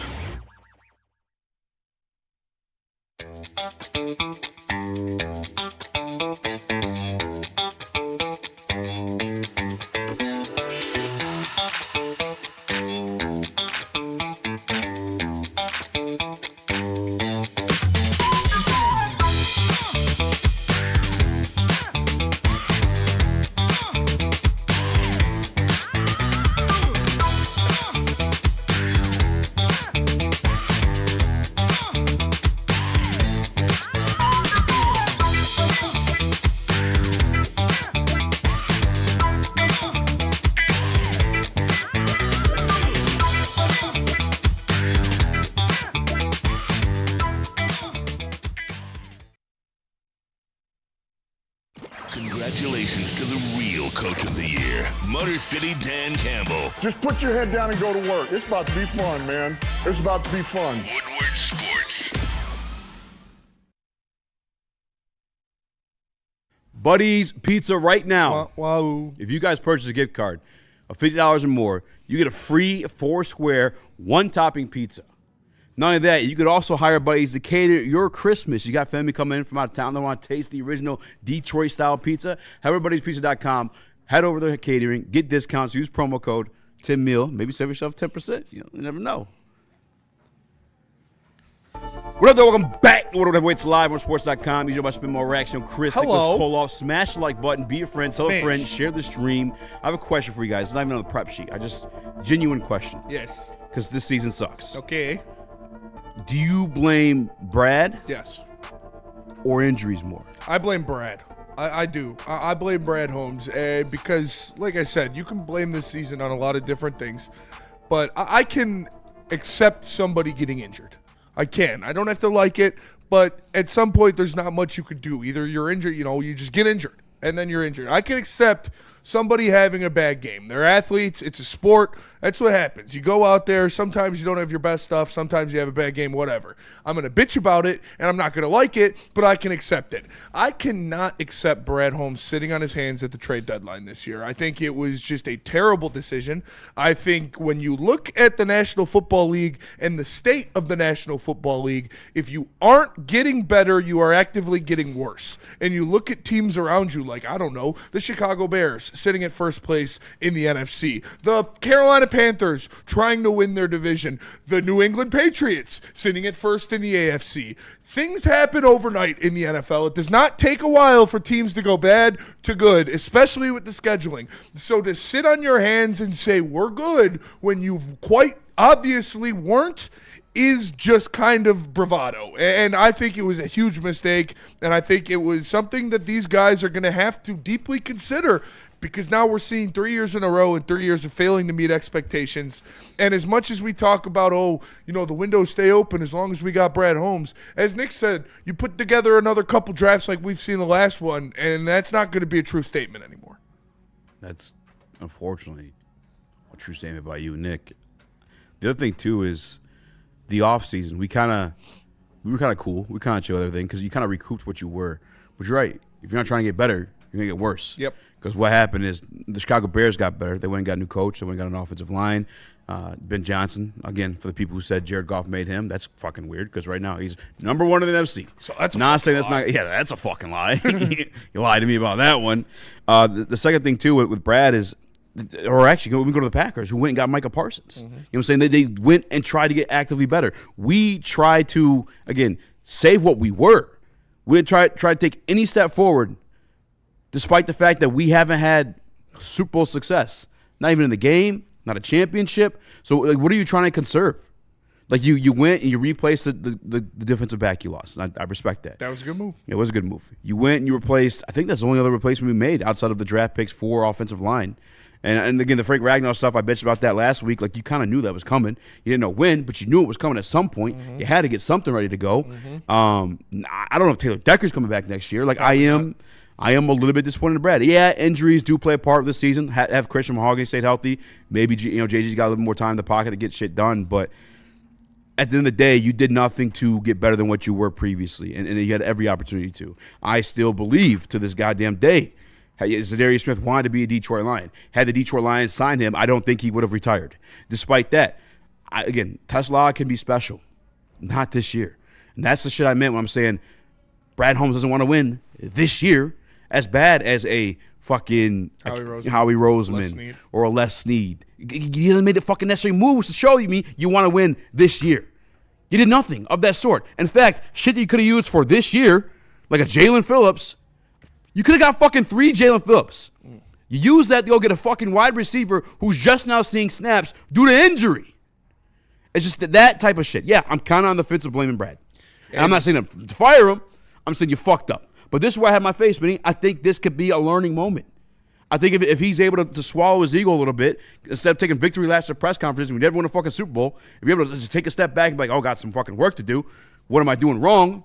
Maybe you can apply those lessons learned, and then you go and make those changes. Because there's still a good enough roster. I feel like you can sprinkle a little bit of like fairy dust like that. Yeah. Use a little extra third-round pick to go get you a fucking Jalen Phillips, whoever it may be at this time next year. Yeah.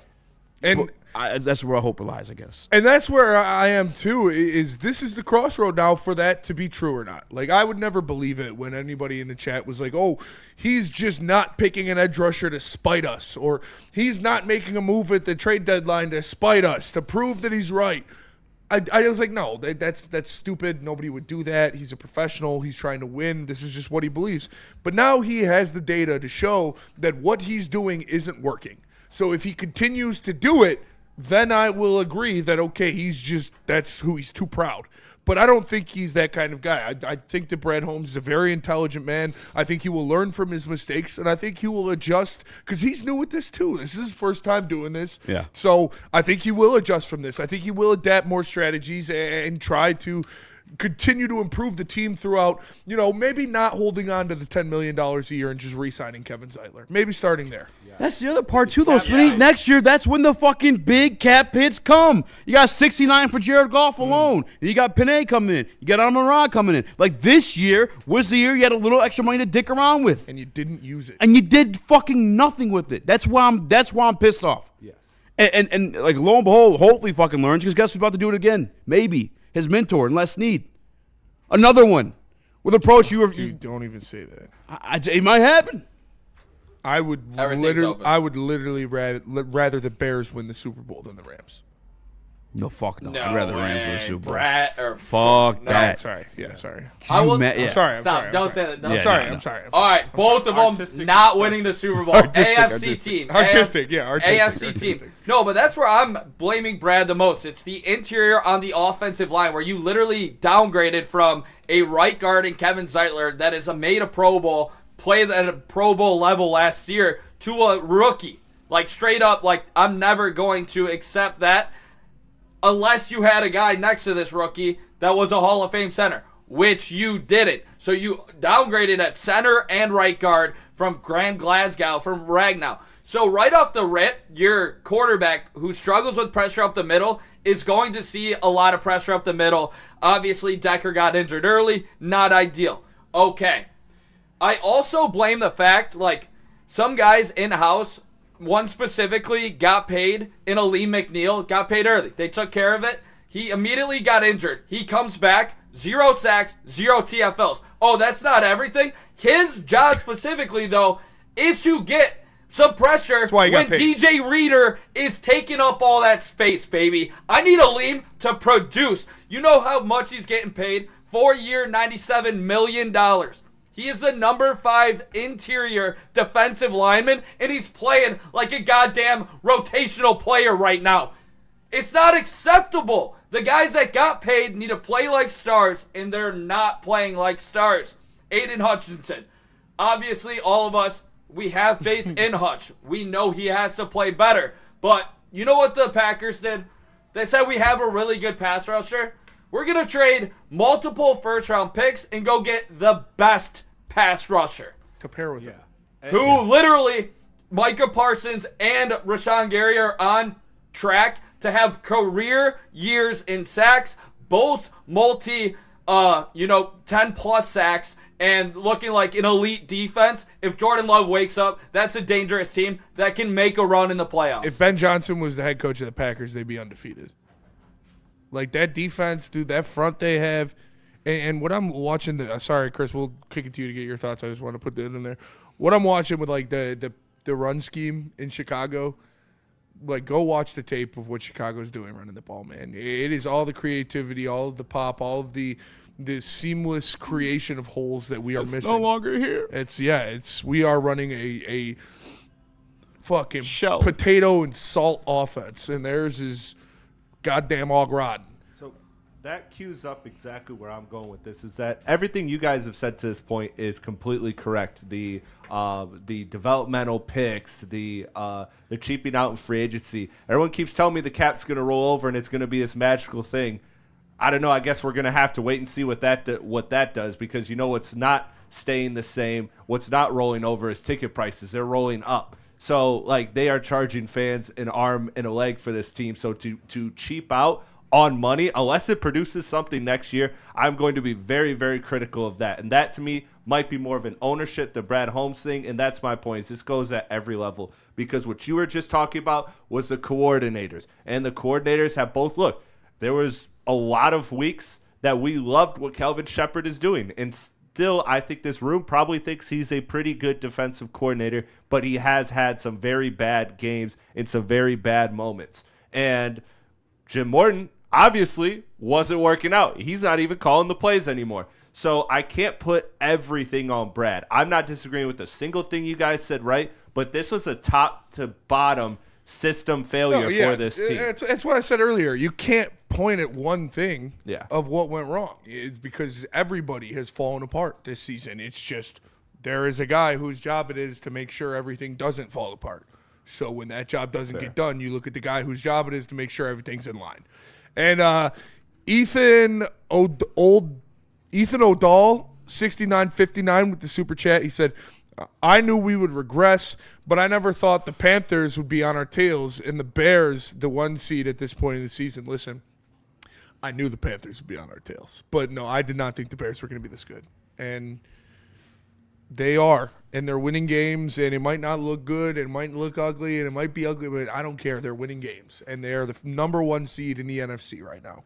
And so hopefully, say whatever you want about hopefully they're just the Minnesota Vikings from last year. The difference is they've got their quarterback, so and their head coach. Like Minnesota's got a head coach, but they don't have a quarterback. Yeah, Minnesota ain't going nowhere. Yeah. Did you read the one from Burns? Yeah, I was just about to say Burn in there with the super chat as well. He says, since we're airing grievances, Brad, no more effing developmental picks unless it's a QB. I don't want any more Broderick Martins or Manus. Yeah, I'm not those mad are at that either. those Definitely are not in the third fucking round. Manu was a 4th round. They traded a 3rd round pick to get up for it. Add Tesla to that goddamn list right now. He traded a 3rd round pick to move up into the 4th round to draft Giovanni Manu. And he's going to be out of the league. Broderick Martin, 3rd round pick. Out of the league. Tesla, literally non-contributor, all those 3rd round picks.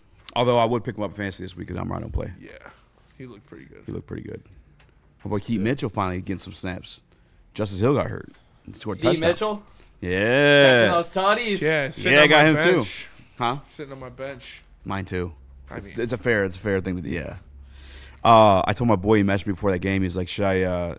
Because I thought it was gonna be Amon-Ra game. The defense would get after JG. He asked me, should I start Zay Flowers or Jameson Williams? And I was like, Zay. I told him Zay Flowers. Oh, well, I didn't know Amon-Ra. Yeah. So.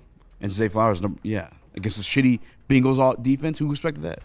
He still won, though. All right, let's go to break, come back, gather ourselves, collect ourselves, Get some of you guys in the Woodward Sports Chat too. Maybe relax a little bit with Gold Crown. No. Looking to take your relaxation game to championship level. Go see Gold Crown in a dispensary near you. And over 300 different dispensaries have been doing it since the caregiver days. They're the OG, the concentrate game. They also got their own infused pre-rolls called the Jesters. They come in multiple different strains. They also got the gummies, the newest product line, the Crown Jewels, gelatin-free, coated in nerds for the extra pop, and of course infused with only the finest. Smoke like royalty, only with Gold Crown. Get ready for the ultimate sports experience. Join former University of Michigan star and NFL sensation Braylon Edwards alongside the charismatic Shep. Braylon Edwards, touchdown Michigan! As they break down the latest in sports like never before. Tune into the Braylon Edwards Show with Shep. Touchdown, Braylon Edwards! Weekdays from 2 to 4 p.m. only on the Woodward Sports Network. Don't miss out on hot topics, insider insights, and the banter that keeps you coming back for more.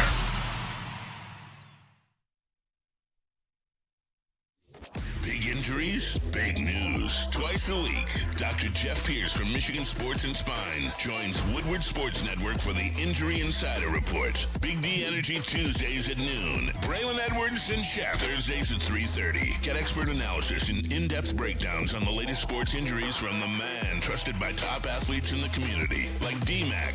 Whether it's the Lions, Pistons, Tigers, or Red Wings, Dr. Pierce talks us through it all. Don't miss the Injury Insider Report with Dr. Jeff Pierce, your go-to source for understanding the impact of injuries on the games and players we love. Only on Woodward Sports Network. Scan the QR code on the screen or go to MichiganSportsandSpine.com to see if Dr. Jeff Pierce can help you.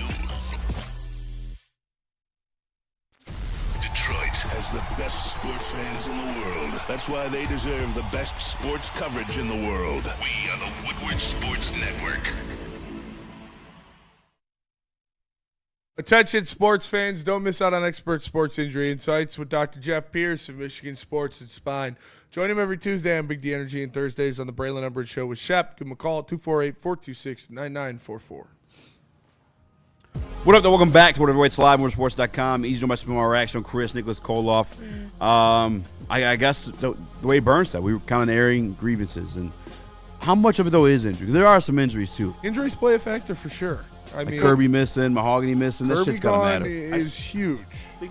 I think like today what we talked about is a perfect example of differentiating injuries, right? Like Terrion's happened on a play, and though that to me doesn't seem like it was the fault of Dan Campbell or the training staff. That was just a hard hit that went wrong on a guy who was playing hurt. I don't put that much on that one. To me, it's the Kerby one. Like, why was he not put on IR? Why was it week to week? Why was there so much mystery around it? Because he can come back. Yeah, like it's one of those things to me where those two injuries kind of clearly define where you put one on the training staff or where you kind of question the training staff versus where you don't. Am I wrong in looking at it that way? No, I'm fine with the Kirby one because like he kind of it's a cartilage thing. Like, yeah, it wasn't like a shut it down. This is gonna get better. And I don't know who you're gonna pick up in replace of him. It's just not taking the steps to get better. Again, you took steps to recoup what you lost last year. And last year, definitely injuries. Can't blame Brad for it. But this year, you knew, like, you could sprinkle a little bit more and go get the fucking Super Bowl, and he just refused to do it. The Mahogany stuff, I think, was bigger than I think it's given credit for, just because you've seen, since he's been hurt, Aodian pass rush he's been exposed at this point, too. It's not even like they could hide that anymore. Like, he's been getting worked every single week now. And it's not going to help you. Now, granted, JG's been performing well, you know what I'm saying, in his absence, but not Baker Mayfield, as you pointed to at the beginning of the show. He's not a quarterback who's going to overcome something like that and still perform to the elite level. I can be your hero, he can get you by, you know what I'm saying, but he's not going to take you to the next. And I'm not even trying to poo-poo on the man. This is one of the reasons that you said you need everything around him to kind of work. I don't know. Toyota Camry. I think we kind of took for granted how good Frank Ragnow and Kerby Joseph are. For sure. Ben Johnson too. Ben Johnson too. Frank Ragnow especially because we were like, yeah, Yodi's played guard before in the NFC Championship game. That's cool. He can do it. He was playing next to Frank Ragnow. And like, yeah, you know, we've seen Dan Skipper go in there, guard, and play his ass off. Yeah, he was playing next to Frank Ragnow. And the Lions created turnovers at such an alarming pace over the past 2 years because Kerby Joseph is the best playmaker in the secondary in the NFL, because he turns the ball over, because he is a hawk back there. And that can make a bad defense look good. I can make your wrongs turn right. Like, I think that Kerby Joseph deleted so much of the problems of the Lions defense when it's negative pass rush. He was your eraser. Whether it was the people getting burnt, whether it was deep shots over the middle, pop-ups. Anytime anybody made a mistake, he was always all over the ball. And now you don't have that, and you're getting hung out to dry. That touchdown to Ontavian Wicks, the first one of the game, had that been Kerby Joseph there, he's probably picked off. Easy pick. It's probably picked off. And I'm not even trying to poo-poo on, was it Harper back there right now? I think he's doing like a good job. He's just not him. Kirby's an all-pro. You are not him. Yes. I thought a bitch I'm him quit playing. We gave you the numbers before the season started because they're only on par with Ed fucking Reed. Like that's how much of a difference Kerby Joseph is. We do got a super chat though from that guy. That guy, my guy. That guy, Matt. $20. God damn. All right, shut up. Ticket prices for the Lions games are only for the wine and cheese crowd, not the fans that are diehards who stay loud through the entire game. Soon as things get a little dicey, that wine and cheese crowd starts to go quiet. Yeah, that's not the grit crowd that the fucking team was built off of. No. Nick, you're there every week. I think you saw this for the first time against the Packers? Excuse me. No, against the Giants? God damn it. I had it all queued up. Rams? Against the Commanders last season. After that first playoff run when it was, obviously the cool thing to be there, you got the Rams beat, you beat the Bucs. That second year when you welcomed the Commanders into the playoffs, it felt like a whole different atmosphere than that first year playoff game. Obviously, big old wait list. Everybody wants to get on the season tickets. It does feel different in there. 100%. This guy has 100% a point. Shout out to that guy, Matt. It's absolutely true. It is a different vibe inside of Ford Field this year compared to the past years, and I believe it started in that playoff game against the Commanders when we lost and couldn't do much on defense. I don't know how many false starts we had, but it definitely wasn't a lot. And you remember against Matthew Stafford and the Rams, tons of false starts. Yeah. There's a different crowd in there, and you can tell there's a difference. And that's from a guy that's there every single Sunday. The Detroit Lions are at home. Yeah, there is one. That's a great point. Yeah, Full State Farms. We read it, dude. Relax. That's honestly sucks to hear. What? Yeah. What do Full State Farms want? You just keep saying super chat, guys.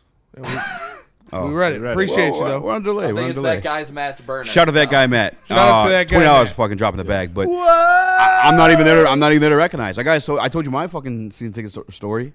Taking the girl out, and I got a little wasted, and then she was not cheering on third down. I told that bitch. The people who are attending Get Lions the games fuck now up. are not the people we won't attend at Lions games. It's not the fucking gritty group you are as a team. No, it's the Jared Goff chanters. It fucking really is. It really is. You It's the sick Watts. fucks. All right, so hold on. That's Jesus, easy, relax. Why is the camera on me when he said Artistic that? expression. Artistic expression. He's trying to start a race war. I saw this Jared Goff chants at Ford Field for something. Can we stop, please? Jess Vert, 16, our girl in the Woodward Sports Chat, says, I agree.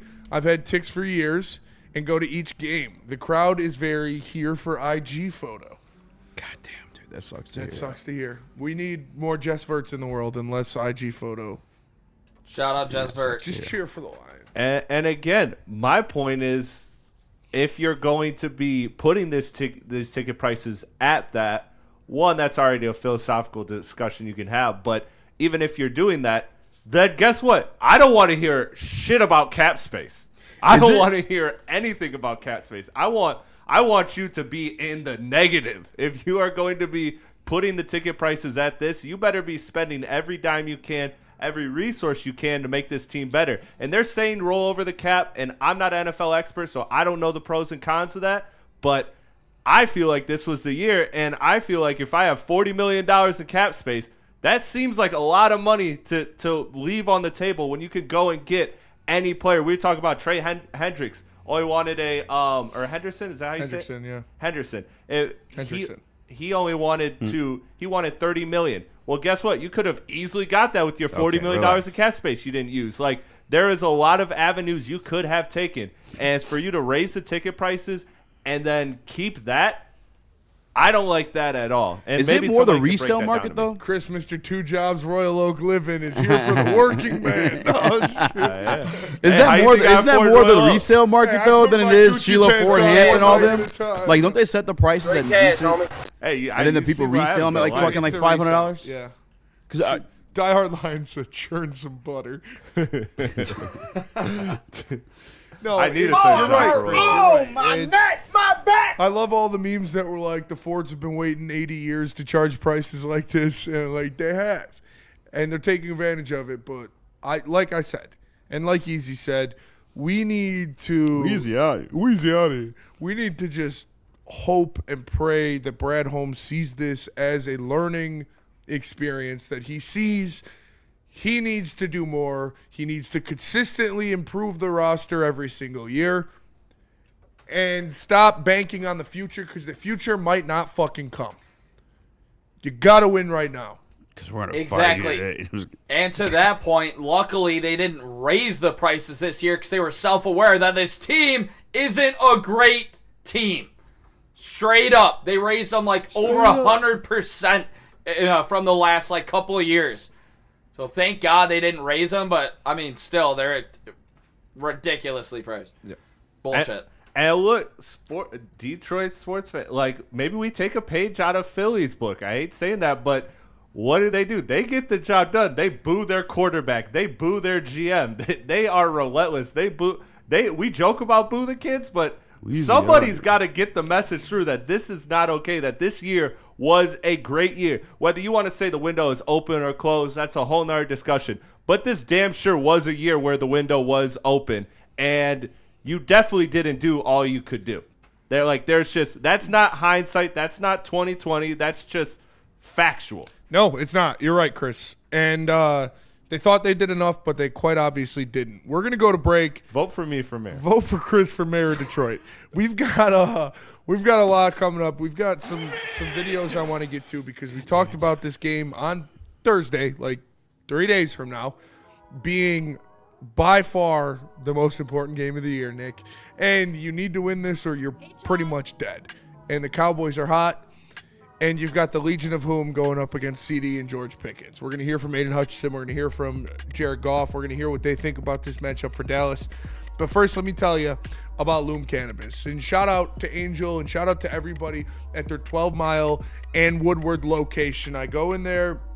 They take care of me. I got some buzzins. I got to reload for my pod. I got an ounce of some great flour. And make sure you use promo code WSN30 to get 30% off. I got the new lemon lime and orange buzzins, as well as a Buzzin Max that's 100 milligrams. So make sure you guys check it out.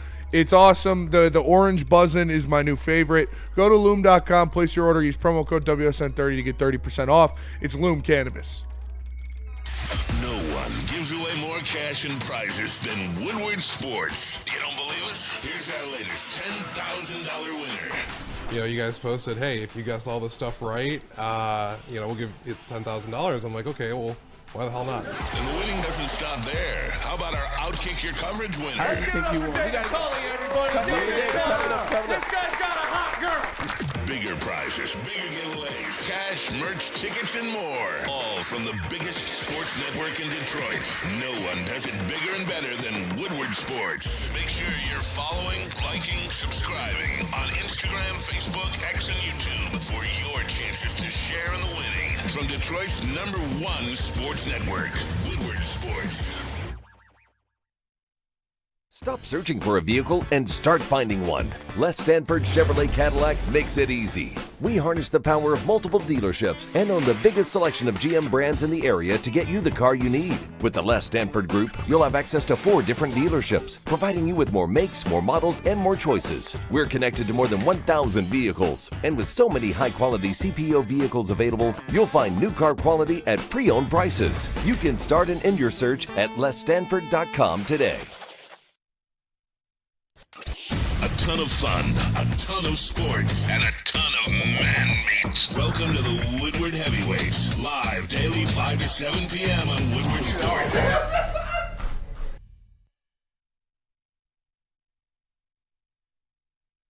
Sherrone's Heating and Air Conditioning. Go to sherronsheating.com. They got a brand new website. A lot of very, very customer-friendly applications, like you can schedule online, get free instant quotes, and check out all of their financing options. And remember, DTE customers, you've got until the end of the year, and you can get a free furnace tune-up. It's cold, man. It was really cold this weekend. It's not getting warm anytime soon. So get your furnace tuned up so you got that thing working ship shape and get it done with Sherrone's. Go to sherronsheating.com. Servicing Metro Detroit for over 40 years. It's Sherrone's Heating and Air Conditioning. Sherrone. Shout out to Burn Woodward Sports Super Chat. Says, I booed Goff to win in 21. The rest of the fans are just soft. I booed him until he played better, and he did no mercy. Let me tell you something. So who do we boo now? The Philadelphia Eagles fans just won a goddamn Super Bowl. And they're outside their offensive coordinator's house throwing eggs. All right? Per Adam Schefter. That's legit. It's awesome. I kind of respect it. I respect it for sure. I respect it. Works. We fucking just piddle-paddle with everything in this town. I don't fucking understand. There's a guy in the chat right now, which, Bill, I don't know you personally. I'm not trying to attack you personally. No shots here, Bill. But he's in the chat saying Isaac Tesla has better receivers than every other guy drafted this year other than Ibuka. You are incorrect. He's 19th on that list. Why do we do this? Shit. Why do we just why do we hype up shit that doesn't need to be there, that hasn't earned it yet? Why can't we call it out for what it is? Why can't we demand better? I think that's why you're here right now. It's getting fucked a little bit. Let's put the pressure cooker on Brad this offseason. Let's remind him of his shortcomings. He's at the press conference taking victory laps. Brother, why? What have you done? Brother, I mean, you did give us our first playoff win, and I am grateful for that. But is that worthy of taking? It's kind of cringe. You're taking a victory lap for that. Have we won? That's your fucking job. Am I mistaken? Have we won something? No, I mean, we have not. does the rant kind of make sense? Now looking back, yes. What would you guys grade this draft so far, from what we've seen in year one? Out of Tyleek, Tesla, Tate. I mean, Tyleek and Tate have been good. Good for like a rookie. Good for what you, yeah, that's what they are. Tate's been good though. Tate's been honestly a little above that. Good for what he is. Disgusting. Tyleek Williams is never going to come in here and give you 50 sacks. He's your elite, or he's your DJ. I feel like when called upon, Tesla has been there though too. Yeah, I like all three of those guys. But again, you could have used an edge rusher who would come in here and help and give you some sacks. And Tyleek, he was never going to be that guy. He wasn't a pass rusher. He's not a pass rusher. He's your DJ Reader replacement. And could you get that guy in the second round or the third round? I mean, Brad tried with Broderick and he missed. Struck out swinging. I don't know if Brad can, because his defensive tackle drafting has not been great. So I'm cool with Tyleek Williams. Would I rather have had, I don't know who, Shamar Stewart? He hasn't had a good year. Mike Green's slowly coming on. Mike Green's, yeah, he just doesn't even start. So yeah, I'm not freaking out yet. I like this. I think this draft is going to be much better than last year's draft. Last year's draft is enough. 24. Yeah, it is. Cherion, I'd say Rake Straw. I don't even remember who after there. Yeah, Mahogany in the 6th round. That's a home run. But he's injured. Yeah, but I mean, can't really Well, control that's injuries. but that's a part of it. How long can we not control injuries? Because is it everybody else that everybody's getting injured for? Well, I think if they persist, it's like, okay, you draft an injury-prone guy. Like Cherion, I can't call him injury-prone. And it's Rake Straw's injury-prone. And it's Rake Straw. Sion Vaki's injury-prone. Injury-prone. Yeah, Sion Vaki, he's inching towards there for sure, too. G-Vi Manu, you can't really say other with injuries. But again, you gave up a 3rd-round pick. He's just butt. To draft the guy in the 4th round. Buns That's and then fucking got disgusting. injured. Again, I know the 3rd-round pick, a guy that could have sealed the deal at edge for you. I don't understand it. It's just, I don't know, man. It's like disrespectful to me as a fan, it feels like. Like, do you think I'm fucking stupid? Yeah, do you think we can't see what the fuck you're doing? Get up. And then you want to sit here and tell us, like, oh, I think everyone in this town needs to relax. No, brother. I think you need to fucking pay attention to what's out there winning Super Bowls right now. It's not trading a 3rd-round pick to move up in the 4th to draft a guy. It's very, very much a developmental piece. G-Vi Manu played at fucking BC, British Columbia. Go Not watch even his Boston tape. College. Go watch his fucking tape. That's like fucking high school kids on the field with him. Yeah, and he's a giant yeti. Brother, this guy I got hope for him, but like, what the fuck? I don't have a lot of hope for him. I don't have a lot of hope for him actually really either. I keep going back to that quote. Remember when Dan Campbell started to talk about, I love when it's time for contract extensions or for rookie extensions because that's when your work is shown. That's when you show off your drafting. Like, he was flexing about all the contract extensions he's going to have to do. And that was, what was that, 2 off seasons ago, I think now? So I don't know where we're at on, like, who's the class, but these next couple classes, these recent classes that we've had, boy, do you got to circle back at that and just kind of go, yeesh, that did not age well because you looked at it for those draft classes and you hit those draft classes, but these last couple ones have been subpar, and that's been the issue. Because if you want to just say, forget free agency, forget making trades, I am the draft guy. Every year I will get you something brand new, the top of your list like you wanted, like it's Christmas. Stop drafting project pieces, man. Exactly. Get some pieces that can help you right now. Use those third-round picks to bring in guys that will help you right now, not in 4 years. And speaking of a couple of those third-round picks that he drafted, Aleem got paid immediately, injured, out for that rest of the year. Kerby, what'd he do? Got paid this year, immediately, out for the year. It's bad luck. It's bad luck, but it's true. He's paying these guys. Don't pay them. They got hurt, like Aleem and Kerby. And so did Amon-Ra St. Brown. St. Brown hurt this year. You want to talk? Penei Sewell banged up. Quarterback Jared Goff paid him. Ego broken, shattered. His heart hurt. It is kind of crazy that the guys that he drafted that aren't hurt during the draft got hurt after they got paid. Jared Goff had a kid. Now he's soft. Wants to protect his future. Gets rid of the ball too quick. Again, I'm not. I love Brad, what he's done. I'm just disappointed in his pursuit of a Super Bowl. Also, that's a joke. Yeah, he's joking. Again, if you want to be the draft guy, cool. Well, then guess what? You have to keep nailing the draft. Like, there's no room to do these project picks if you're just not going to go there in free agency, and you're only going to get guys that are that break their arms every day and then they fall asleep to broken legs or whatever the SpongeBob saying was. Like, you can't keep doing that if unless you have are to drafting supplement the roster Yes. somehow. You have to get impact players in free agency or trade, or you have to draft them. Yes. And you can't sit here and be like, okay, but in 3 years we'll have a guy that might be able to start at left tackle. That's not good enough for a third-round pick. It shouldn't be good enough for a third-round pick, and you should not accept it for a third-round pick. Yep. You get a third-round pick on this team with these players, he needs to be getting snaps at least the second year. Not, okay, maybe after his second contract he can be a starter.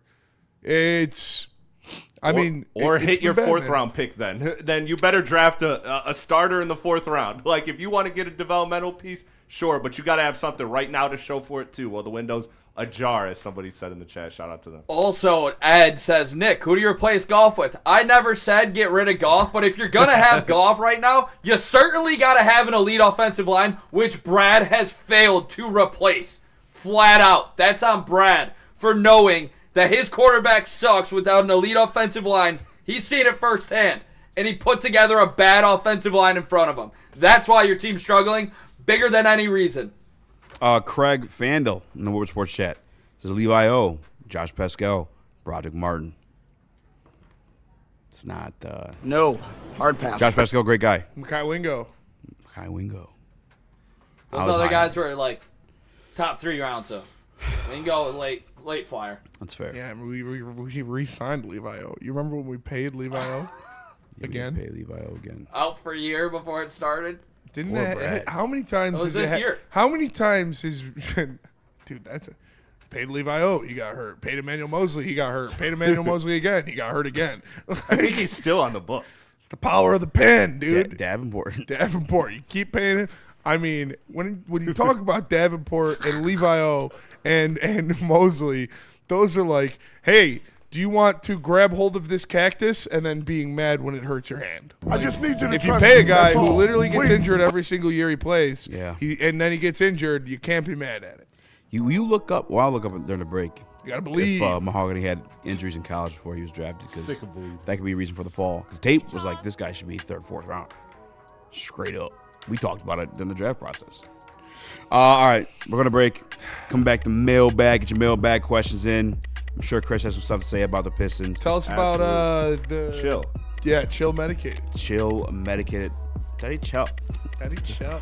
Let's face it, no matter what we do, we all have our aches and pains that we deal with on a daily basis. Providing you with reliable relief so you can live your best life is what Chill Medicated is here to do. Chill Medicated's line of topical products are non-transdermal, meaning it does not get you high, making it perfect fit.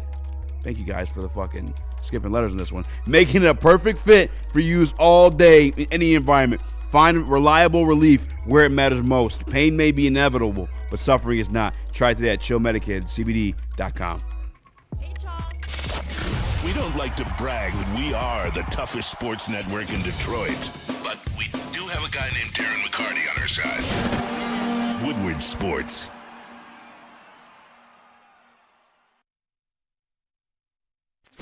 Detroit has the best sports fans in the world. That's why they deserve the best sports coverage in the world. We are the Woodward Sports Network.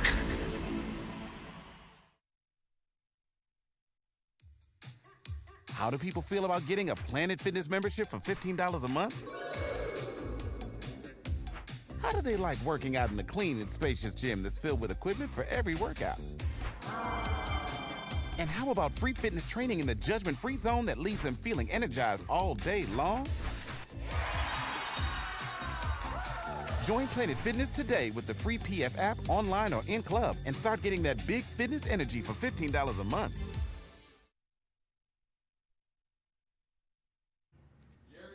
You're going to need a whole lot of these because Sun Cruisers taking care of you all football season long, folks. They're honestly the best drink in the game right now. I absolutely love them. So does everybody at Woodward Sports. And if you have to go through another Lions loss, nothing picks you up like a Sun Cruiser. Make sure you guys try them out. Come back to us. Let us know which flavor is your favorite. Personally, pink lemonade absolutely is great. Make sure you check out Sun Cruiser Vodka Iced Tea. Best drink in the game right now.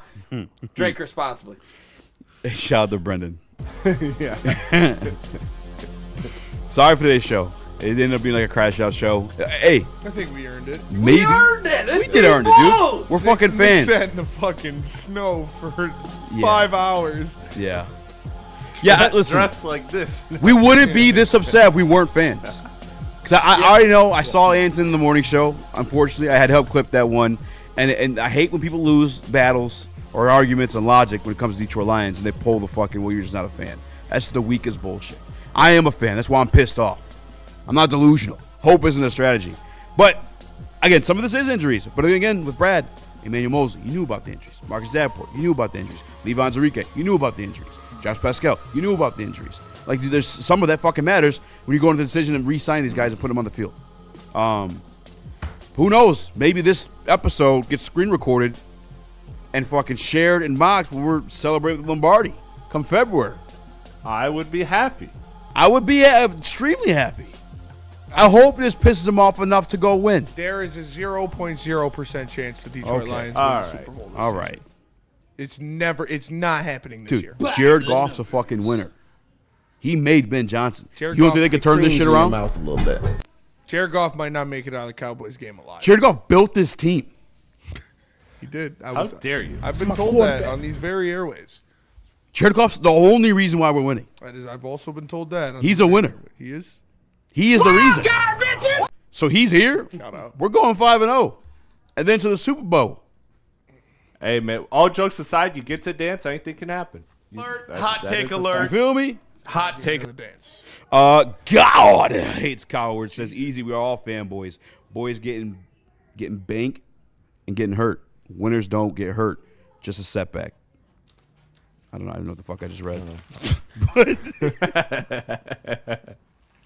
Boys getting banked and get hurt. 10 minutes, huh? No, that's what it says. Easy. We are all fans. Boys getting banked and get hurt. Oh, he's saying they're getting paid and they get hurt. Winners don't get hurt. Just a setback. Got We got a mailbag for you. Winners don't get hurt. Only losers get hurt. Only losers get hurt.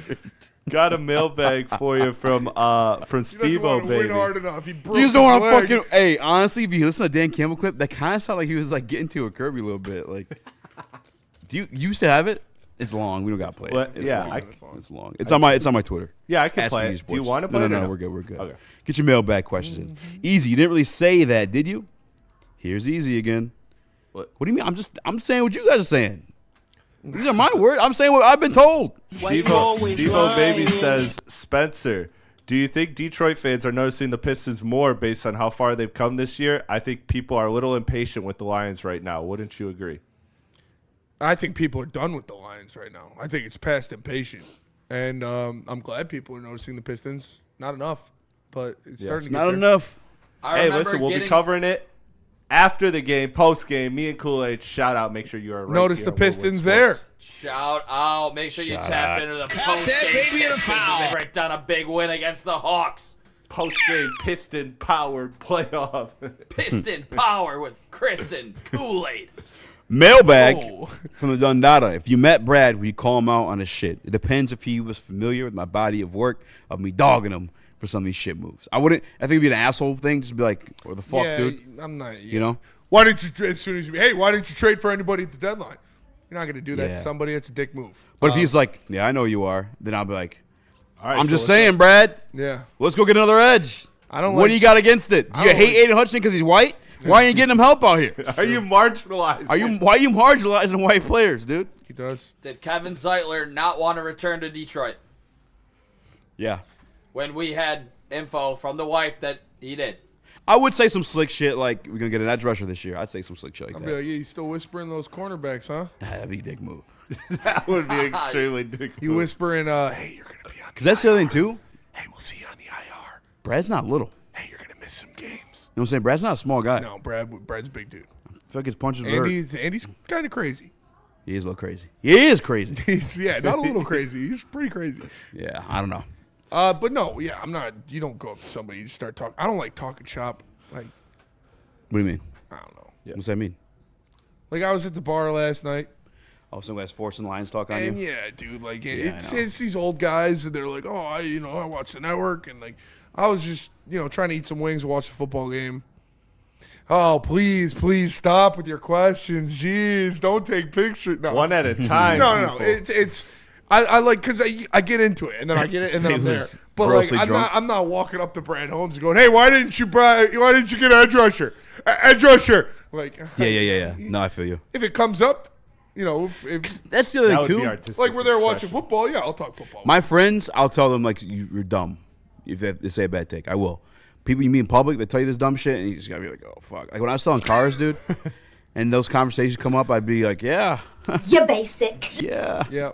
it's all Jared Goff. If it's an old, I guess an old drunk guy at a bar yelling in your ear is different than talking to Brad Holmes. But Yeah, but no, it's the same. I feel like it's the same kind Or of. is it the like, same? Like A little bit, yeah. Like Yeah, a little me bit the to same Brad fall off. Holmes compared to random drunk guy to me. Like I think Yeah. that's the same gap. There are some ball knowers out there, but No, for it's sure. not common. It's not common. Why did Michigan choose to defend a logo but not the end zone? Says I'm salty. Nick, I'll let you answer that Damn. one. That was kind of whack. I'm not gonna lie. Damn. I don't give a shit about a logo after the game. Obviously, the boys put up 9 points. You're never don't gonna care win about a the game. logo, huh? Not a Michigan man. That's got bigger fish to fry than a logo. Or KJ hot dogs to Obey. cook. Mailbag, was Nick's crash out justified when he called the fan base soft? The fan base gaslit Eazy into liking the Tesla trade. I never said I liked the Tesla trade. Oh. Never once. But I said I buy into him as a player. I got ridiculed. I mean, I might apologize. I got threats for literally questioning one Brad Holmes pick because I said I didn't love it. Again, I've said from the start.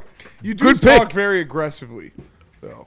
Yeah, we were there. Well, with the if you Packers come fans. at me, I Do you will want to talk have a great aggressively. night? That was crazy. If you come at me, I'm gonna talk aggressively. Especially when it's like waking up to 100 comments that are all negative about you. Yes, I'm gonna respond with, "What the fuck have we done?" Which we haven't done anything. Was I lied to? Is Brad Holmes Jesus in What song is that? Joseph and Mary? But I just think of No, the he's video. not. of the blind kid playing middle school football. Have you seen that?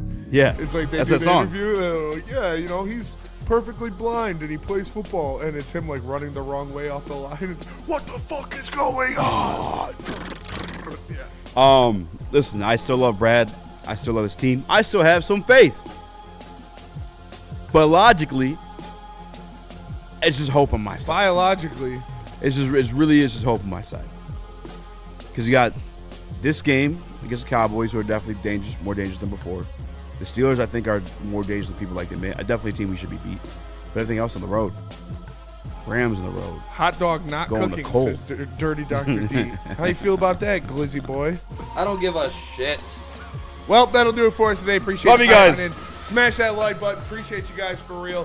For Eazy, for Nick, for Chris, I am Spencer. We're the Heavyweights. We'll catch you guys tomorrow. Peace.